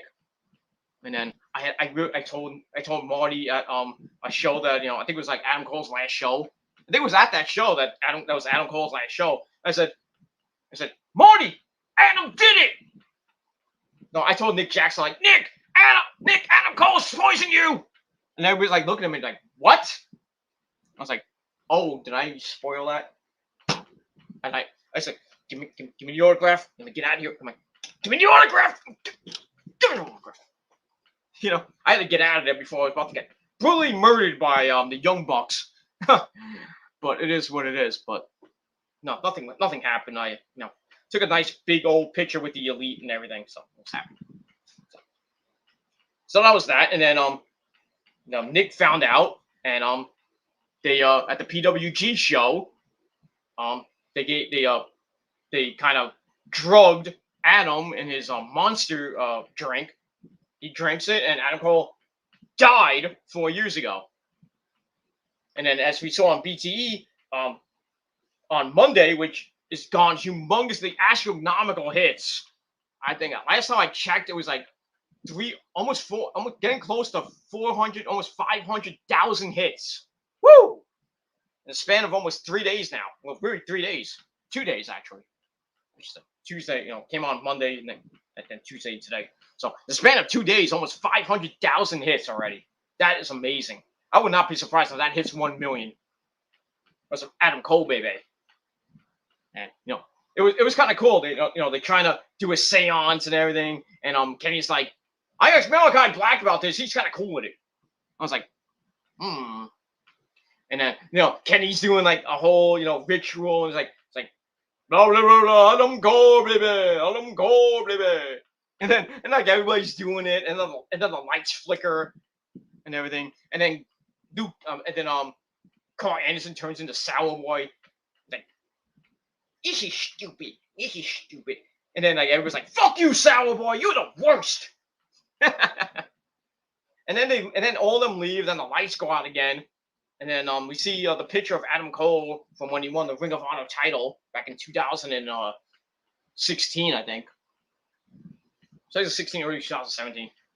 We see him with that, and then they pan up, and we see Adam Cole, baby, in the flesh, and he's like, "What the hell's going on here?" Then he looks at his phone, and he's like, "Oh my God, it's 4 years." It's 4 years later. He's like, why do I have the taste of Monster in my mouth? And then he leaves, and that was it. And then they showed Adam again when he made his debut. He was backstage, and then he hits his new epic music. Then he comes out, and that was it. Then they showed Bryan Danielson. They showed Ric Flair, which I thought was hilarious. Kenny and the Bucks are at Ruth Chris Steakhouse buying steak, and they ordered steak. And they're about to pay their bill, and Kenny opens the checkbook, the check, and it says that Ric Flair paid you a tab. And then Kenny's like, "Hey, isn't that the guy that beat me up in Mexico?" He's like, "Hey, Rick," and then we see kind of like a glimpse of Ric Flair. So Ric Flair was on BTE. That was kind of cool. I think Flair was on Sammy Guevara's vlog too. Adam Cole was on that too. Bryan Danielson was on that as well. So, some good stuff, man. That was some good fucking shit. I can't wait for tonight, man. I can't wait. I gotta get out of here. 20 minutes, and that's all I gotta say about that. I got 20 minutes left before an epic Dynamite and a probably epic Rampage this week. I don't know if Cole and Danielson and Punk are going to be on that show, but I guess we'll find out tonight what Rampage might have. But I still think it's going to get squashed by a humongous SmackDown this week. Got Agent Seth Rollins. Agent Seth Rollins was 3 at Madison Square Garden. We'll see what happens with that. And we've got Cena on the show. Brock's going to be on the show. They'll probably confront Roman probably near the end of the show. Probably some more weirdness and everything, but I think it's going to be a pretty damn good show.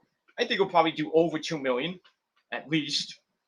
And then Rampage comes on at 10, and everybody's like, I don't think we're going to watch Rampage. But Rampage might go up a little bit in the ratings this week.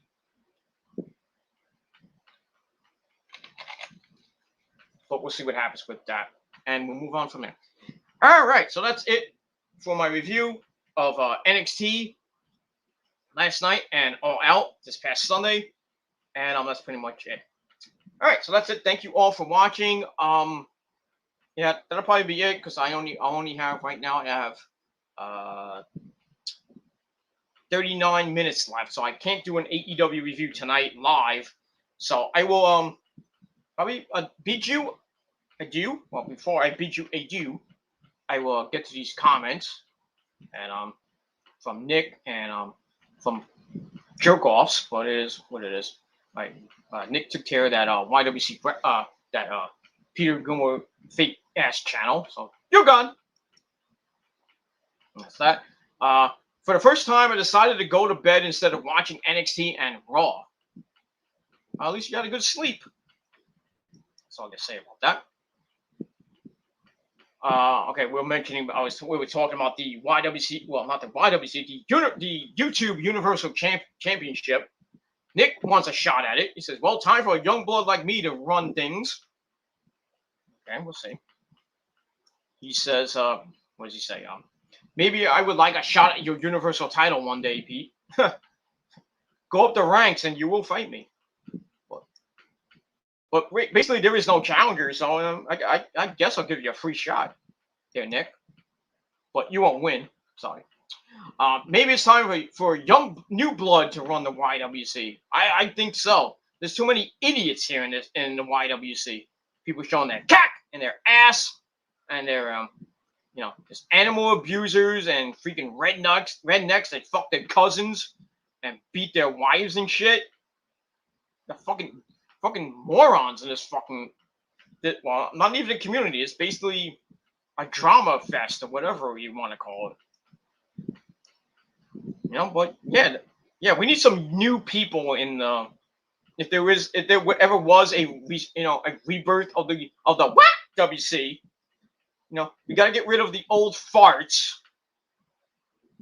Well, WJ's gone, but he'll probably come back. And we still have Mr. Irrelevant, that bald-headed Mr. Clean-looking bastard. We still have him there, but he's basically gone. And that's that. The only old timer left is me. Everybody else is very not important. We got Joe Cronin, we got JD. JD can stay in his lane, do whatever the fuck he wants. His Braves still suck and they got to choke. That's all I got to say about that. The Met game is on now. They won last night, thankfully, 9-4. So there's still 4 games back with as of now. After this game, 22 to play. But they got one more game against Miami. Then they got the next 6 games are very, very, very hard. They got the Yankees this weekend, and the Yankees are beat up. They are basically done. You just got to stick a fork in them pretty soon, and then they're done. They lost 4 in a row. They lost 2 or 3 from the Orioles, and now they lost the first 2 games to the Toronto Blue Jays. They got 1 tonight and 1 tomorrow. Then they play the Mets this weekend. So see how that goes. They lost their best pitcher, Garrett Cole, who hurt his hamstring. So yeah, he's going to be done for the year. He's basically done for the year. So he's not going to make the playoffs probably. So right now the Yankees, who are now 9.5 games out of the division, you can kiss the division goodbye. But right now they still have a half-game lead over the Red Sox for the first wild card. But you got the Athletics and the Blue Jays right at the door for the second wild card. So it's going to be between the Red Sox, the Yankees, the Blue Jays, and the Athletics, and maybe the Mariners at this point. But we'll see. So the next 20-some-odd games are going to be pretty damn interesting for the AL wild card. And I'm hoping for everybody else other than the Yankees. So when the Yankees don't get in, and the Mets get in, I get to have a nice laugh. But even if the Yankees get in, they're not going to have their best pitcher. And everybody else on that rod, besides, to get Corey Kluber back, but after that, the pitching's not even going to be that good. And they're going to have to rest their laurels on their bats. Stanton, Judgy Wudgy, Sanchez, Gallo, Rizzo, and other guys to hope that they can win the wild card game, and then see if they can do some damage in the American League Division Series. But without Garrett Cole, the Yankees are done. They're done. I'm saying it right now. They're done. So, if you're a Yankee fan, you better hope that they can somehow sneak into the playoffs with a battered roster, without their best pitcher. Yeah, the Mets can do it. They don't have their best pitcher, Mr. DeGrom. But they're saying maybe DeGrom might be coming back for like the last maybe 2 weeks of the season, even though he has a UCL tear. He had a UCL tear, but it looks like he's doing better. He'd be coming back. Syndergaard's coming back probably this week. Who knows when he's coming back, actually. So if the Mets do get to the playoffs, he'll be in the bullpen, which will help out tremendously, because basically the bullpen's garbage right now. Diaz is garbage again. Familia's like up and down. Trevor May's up and down. Castro is, starting to heat up again, but he's up and down. Aaron Lube is basically the best bullpen guy. Lugo is up and down. So I think the Achilles heel for the Mets if they get in the playoffs is that bullpen. And maybe the starting pitching, depending who does. If DeGrom comes back, I would think if they get in the playoffs, who picks the wild card game against the Dodgers, and the Dodgers will probably whip his ass. But stranger things have happened in baseball. Well, but like I said, 22 games left for the Mets. Got little over 3 weeks left, so anything can happen right now. And I'm hoping and praying that the Mets can do some damage in the next 2 weeks before it all probably goes to shit. But they're 3.5 games back of the I believe the Reds for the wild card, and the Reds are facing the Cubs, and they face the Cardinals, and they're tied with the Mets are tied with the Cardinals right now. They're 1.5 back of the Phillies, and then they're I think 3 games back of the Padres. So it's gonna be a dogfight for that wild card slot if the Mets can't get the division. Right now they're 4 games back of the division, as the Braves are facing the Nationals now. And then they got Miami this weekend, so they got it pretty easy until they face San Francisco and I think Colorado again. And the Phillies are playing on the Brewers, and they've already lost last night, hoping they lose tonight. And then they start, I think, a 4-game series against Colorado at home. I hope they lose 3 or 4 to Colorado, and the Mets can just sneak in there somehow. Let's go! But we'll see what happens tonight. Rich Hill's on the mound tonight, and for the Mets, and we'll see what happens with that. I can't look it up right now, but I'll look it up later. That's that. All right, well, I got 10 minutes left, and let's finish this. Let's wrap up this burrito, and put some extra sauce on it, if you will. But yeah. Anyway, going back to what Nick said. Yeah, Nick, if you want a shot, just call my agent, and that's it. And you know who my agent is. I didn't say Asian. I said agent.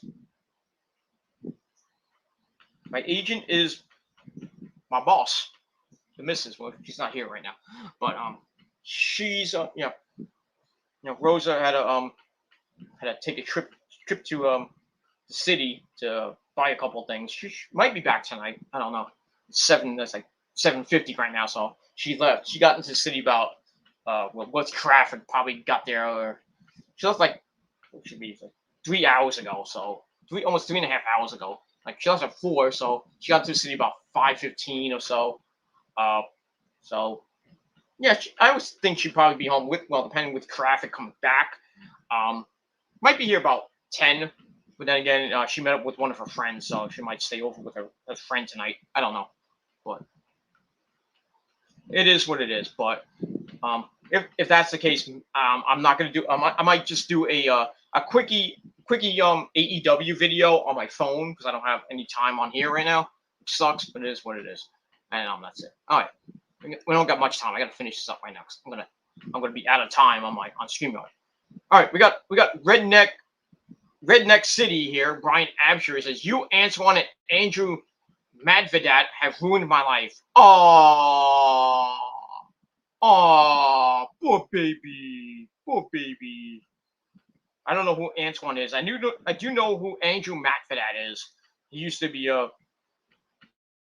he was an enemy of mine, and he got with a certain genius, if you will. And then he found out the hard way that that guy, Mr. Genius himself, was an asshole when he turned on him and came to the good side, came to the prophecy. Now we've been friends for like the last couple of months. I just don't know what Andrew did to you, Brian, but you did it to yourself because you're a fucking drama whore, and you need your fucking teeth fixed. I need you to stop fucking your cousins and stop abusing animals. And stop sucking up Stop sucking up to a fucking woman abuser and an animal abuser named Mr. Long. And then stop sucking up to Arthur too. Another idiot. But that's all I gotta say about that. But you gone, you're not coming on my show ever again. So fuck you. So, and then Nick took care of him. Fuck off, Brian. You go bye-bye. You go bye-bye. Boo, eat you out. Boo, eat you out. Boo, eat you out. Boo, turn you into a cookie. Do you like eggs? That's all I gotta say about that. Anyway, we move on. All right, last couple comments from Nick. Daniel Bryan and Adam Cole, baby, in AEW. We called it. Yes, we did. Yes, we did. I can't wait for tonight. We're 6 minutes away. All right, final comment. The Miz will be on Dancing with the Stars. Yes, he will. He'll be on season, was it season 30 or season 29? I don't forget what season it is. But he will be on Dancing with the Stars, along with, I think, I heard one of the Spice Girls is on that show. I think it's Sporty Spice, Melanie C, is going to be on Dancing with the Stars this year. And she'll probably win it, too. I think Mel C will win that, because she's basically a experienced dancer. So I'm not watching I'm not gonna watch it. I really don't care for it. I used to watch Dancing with the Stars a lot back in the day when they had Kelly Osbourne on it. That season that Kelly was on, that she started off really bad, and then she got to the final 3, and of all people, Donnie fucking Osmond won the fucking thing because he rigged the fucking the votes back in 2018. No, 2008, I should say. 2018. Back in, I think it was 2007. No, was it 2008, 2009? I think that season was. Kelly came from basically, nothing and got to the final. I think the final 3, and I think it was her, somebody else, and Donnie Osmond, and she came in 3rd place, which I thought was a travesty, and then Donnie Osmond won the fucking thing. Fuck Donnie Osmond. Fuck Marie Osmond for that matter too. Fuck the entire Osmond family. Fuck them. The Osmonds are the best family in all of rock and roll. God damn it. Kelly should have won that fucking show, man. I'm sorry. I voted every week for Kelly. Not once, not twice, but like 50 million times. Okay, I'm exaggerating. I voted like every freaking hour for Kelly. And just sucks she didn't win. She went 3rd place. At least 3rd place is better than nothing. But it is what it is. And that's that. So we'll see what happens with The Miz on Dancing with the Stars. Wasn't Nikki Bella on that show too? Well, she married Artem from Dancing with the Stars. She was on the show with him. That's probably how they met. Now they got together. They banged, and Artem forgot to pull out a 2, and now they have a baby, Mateo, who's like 1 year old now. Yeah, Nikki has a better life right now than John Cena. That's all I gotta say about that. She didn't win that show, I don't think, but I forgot who won that season when Nikki Bella was on, but it doesn't matter. Who cares? That show is boring now anyway. But yeah, The Miz is gonna be on, and he probably won't win. I like how Nick's final comment. The Miz can skull crusher finale the other contestants if he loses. He probably will. He probably banged the chick he's gonna be dancing with too. Why not? He is The Miz, and he's awesome. Not Mike Awesome. It is what it is. Hey, I was on that show too, Gilmore. No, you weren't. When were you on Dancing with the Stars, Mike? I was just on it, In heaven, we have Dancing with the Stars too. I was dancing with Mae Young, I'm like, oh God, Mike, that's a horrible sight to see.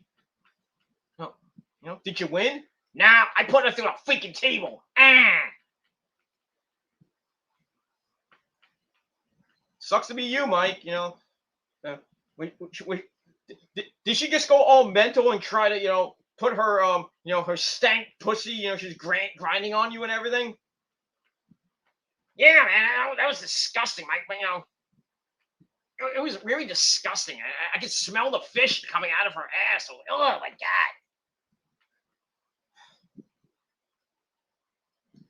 God. Go figure that one out, Mike. Well, hopefully you go on another whatever game show is up in heaven and you win next time.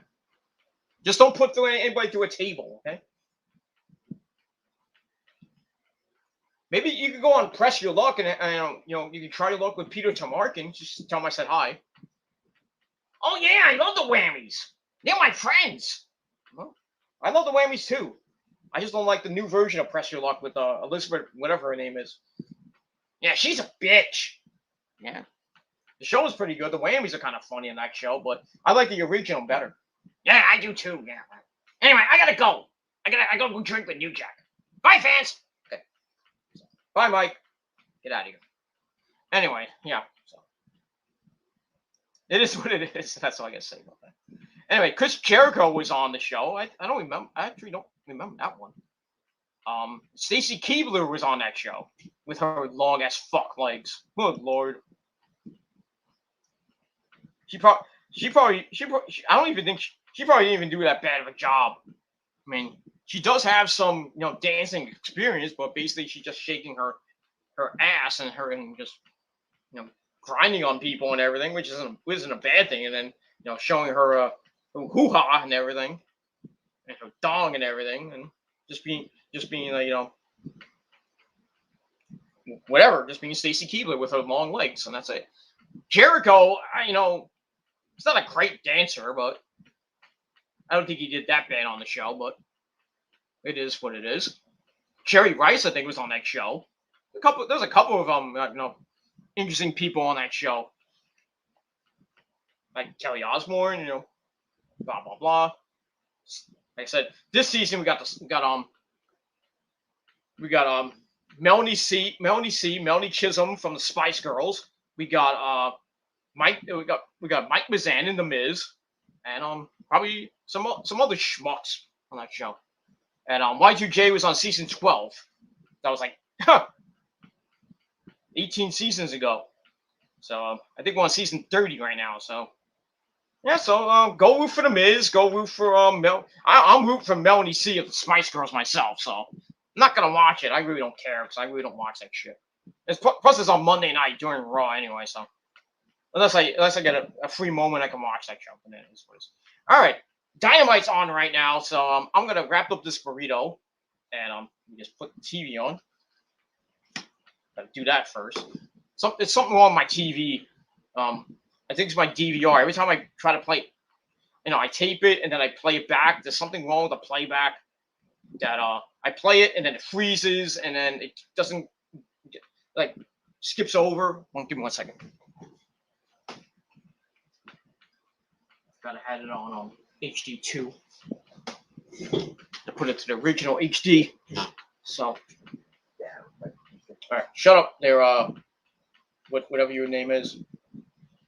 Innocent Cooper. Go fuck yourself and suck CNN's dick. Let's see what Dynamite's got. All right, they're showing Dynamite's on the air right now. So very quickly, they're showing the highlights from All Out. Punk beating Darby, the Elite Baby forming, Kenny beating Christian Cage. Now they're showing Kenny's promo, and then Adam Cole, baby, his debut. Oh yes. Super King Jack Perry in the mouth, and then Bryan Danielson comes out right after that. He comes out and basically kicks Nick Jackson's face and chest in, and joins up with Jurassic Express and Christian. Then he cut that promo after the pay-per-view, which you can only see on YouTube or on their on the AEW YouTube page or anywhere else. But anyway, we are live! And it's Wednesday night, and you know what that means. So we are live from the arena in Cincinnati, Ohio. Jon Moxley's homecoming. He will face Minoru Suzuki coming up, probably maybe in the main event. That too. And CM Punk speaks about after his in-ring return. So we got that. Ruby Soho versus Jamie Hayter. So this should be a pretty damn good episode of Dynamite tonight. We also got Powerhouse Hobbs and Dante Martin. That should be pretty good. Bryan Danielson will address the fans once again. This is a stacked episode of Dynamite. Tony Schiavone will interview Kenny Omega, the Bucks, and Adam Cole, baby. I don't know if that's in ring or out of the ring. We got a trios match with the Dark Order and FTR and Shawn Spears in a trios match. That should be good. But right now, we got Dustin Rhodes and Malachi Black. And I think you know who will win that. And that's all I got to say about that. All right, so lights go out, and here comes Mr. Tommy End. And that's it, Malachi Black, with his epic fucking entrance. And that's all I got to say about that. So that's it. So enjoy Dynamite tonight. I might be back later with a quick thoughts video on my phone. So I basically have no time left on this very this channel. So I'm gonna probably do a video off the phone later tonight. Just a quickie quickie review. Trying to get it about 30 minutes. Just talk about some of the matches and some of the things that happened. My AEW Dynamite thoughts review, and that's that. And then after that, well, take Thursday off. I got really nothing to do. I gotta get a blood test tomorrow. I gotta go to the hospital tomorrow and get a blood test, and all that. And I'm waiting for some paperwork to come in for my new job that I'm starting next week. So that's all good and dandy. So yeah, I start my new job next week. I'm gonna be basically doing the same thing I've been doing now, just basically staying home, doing my job remotely, but more money coming in, and my hours are different, so it is what it is. I still do my music job, on the weekend and everything. So I got that. So I'm making double pay, like CM Punk says. Double check, whatever you want to call it. I'm making more money than you, yeah. Pretty soon I'll be going on vacation to Florida for maybe a week or two. Hoping to see Zach Wilde when I come back. If not, then I'll have to wait till next year to go see a concert. But yeah, I got some other things I'm going to be doing. In October, I'm going down to AC with the missus. Probably around hoping before or maybe the week before Halloween. Just go down there and chill for the weekend. That'll be that. And then like I said, going to Florida for about a week or two. Coming back and making more money and blah blah blah. And getting into Thanksgiving, and then get into December with my birthday and Christmas. I gotta get Christmas gifts for the missus and a couple of my friends and everything. And then we get into New Year's Eve, and then after that is New Year's Day. 2022 begins, and that's pretty much it. So so for the first almost 9, basically almost 8.5, well, getting close to 9 months, of this year, it's been a really rocky road, a big roller coaster of emotions and stress and everything else. But I got through it, and hopefully now that I got this new job, thankfully, because money was getting tight, I had to pay a lot of bills and everything, and I had some problems with my bank and everything, but those are all taken care of now, thank the Lord. Hopefully nothing, no more problems with the bank through the rest of this year and going into next year, and all that other good shit. So hopefully the next 3 months of this year goes by pretty quick, and good. Hopefully I have good days and great days and all that other good shit. And that's all I gotta say. Pretty much about that. All right, everybody. Thanks for watching. Thank you to Nick for coming in, and to all the trolls that came in. Fuck you, man. And that's all I gotta say about that. So I'm gonna finish up. We're gonna continue to watch Dynamite as Dustin Rhodes and Malachi Black are beating the crap out of each other on the outside, and a back suplex to the table on the outside, on the timekeeper's table by Malachi Black, puts Dustin Rhodes through the table, and Aubrey Edwards is checking on him, and looks like Dustin's out cold, right through that table, and that's all I gotta say about that. All right, so that is that. Thank you all for watching. Nick, I'll see you later, hopefully. Well, not live, but maybe I'll see you maybe tomorrow.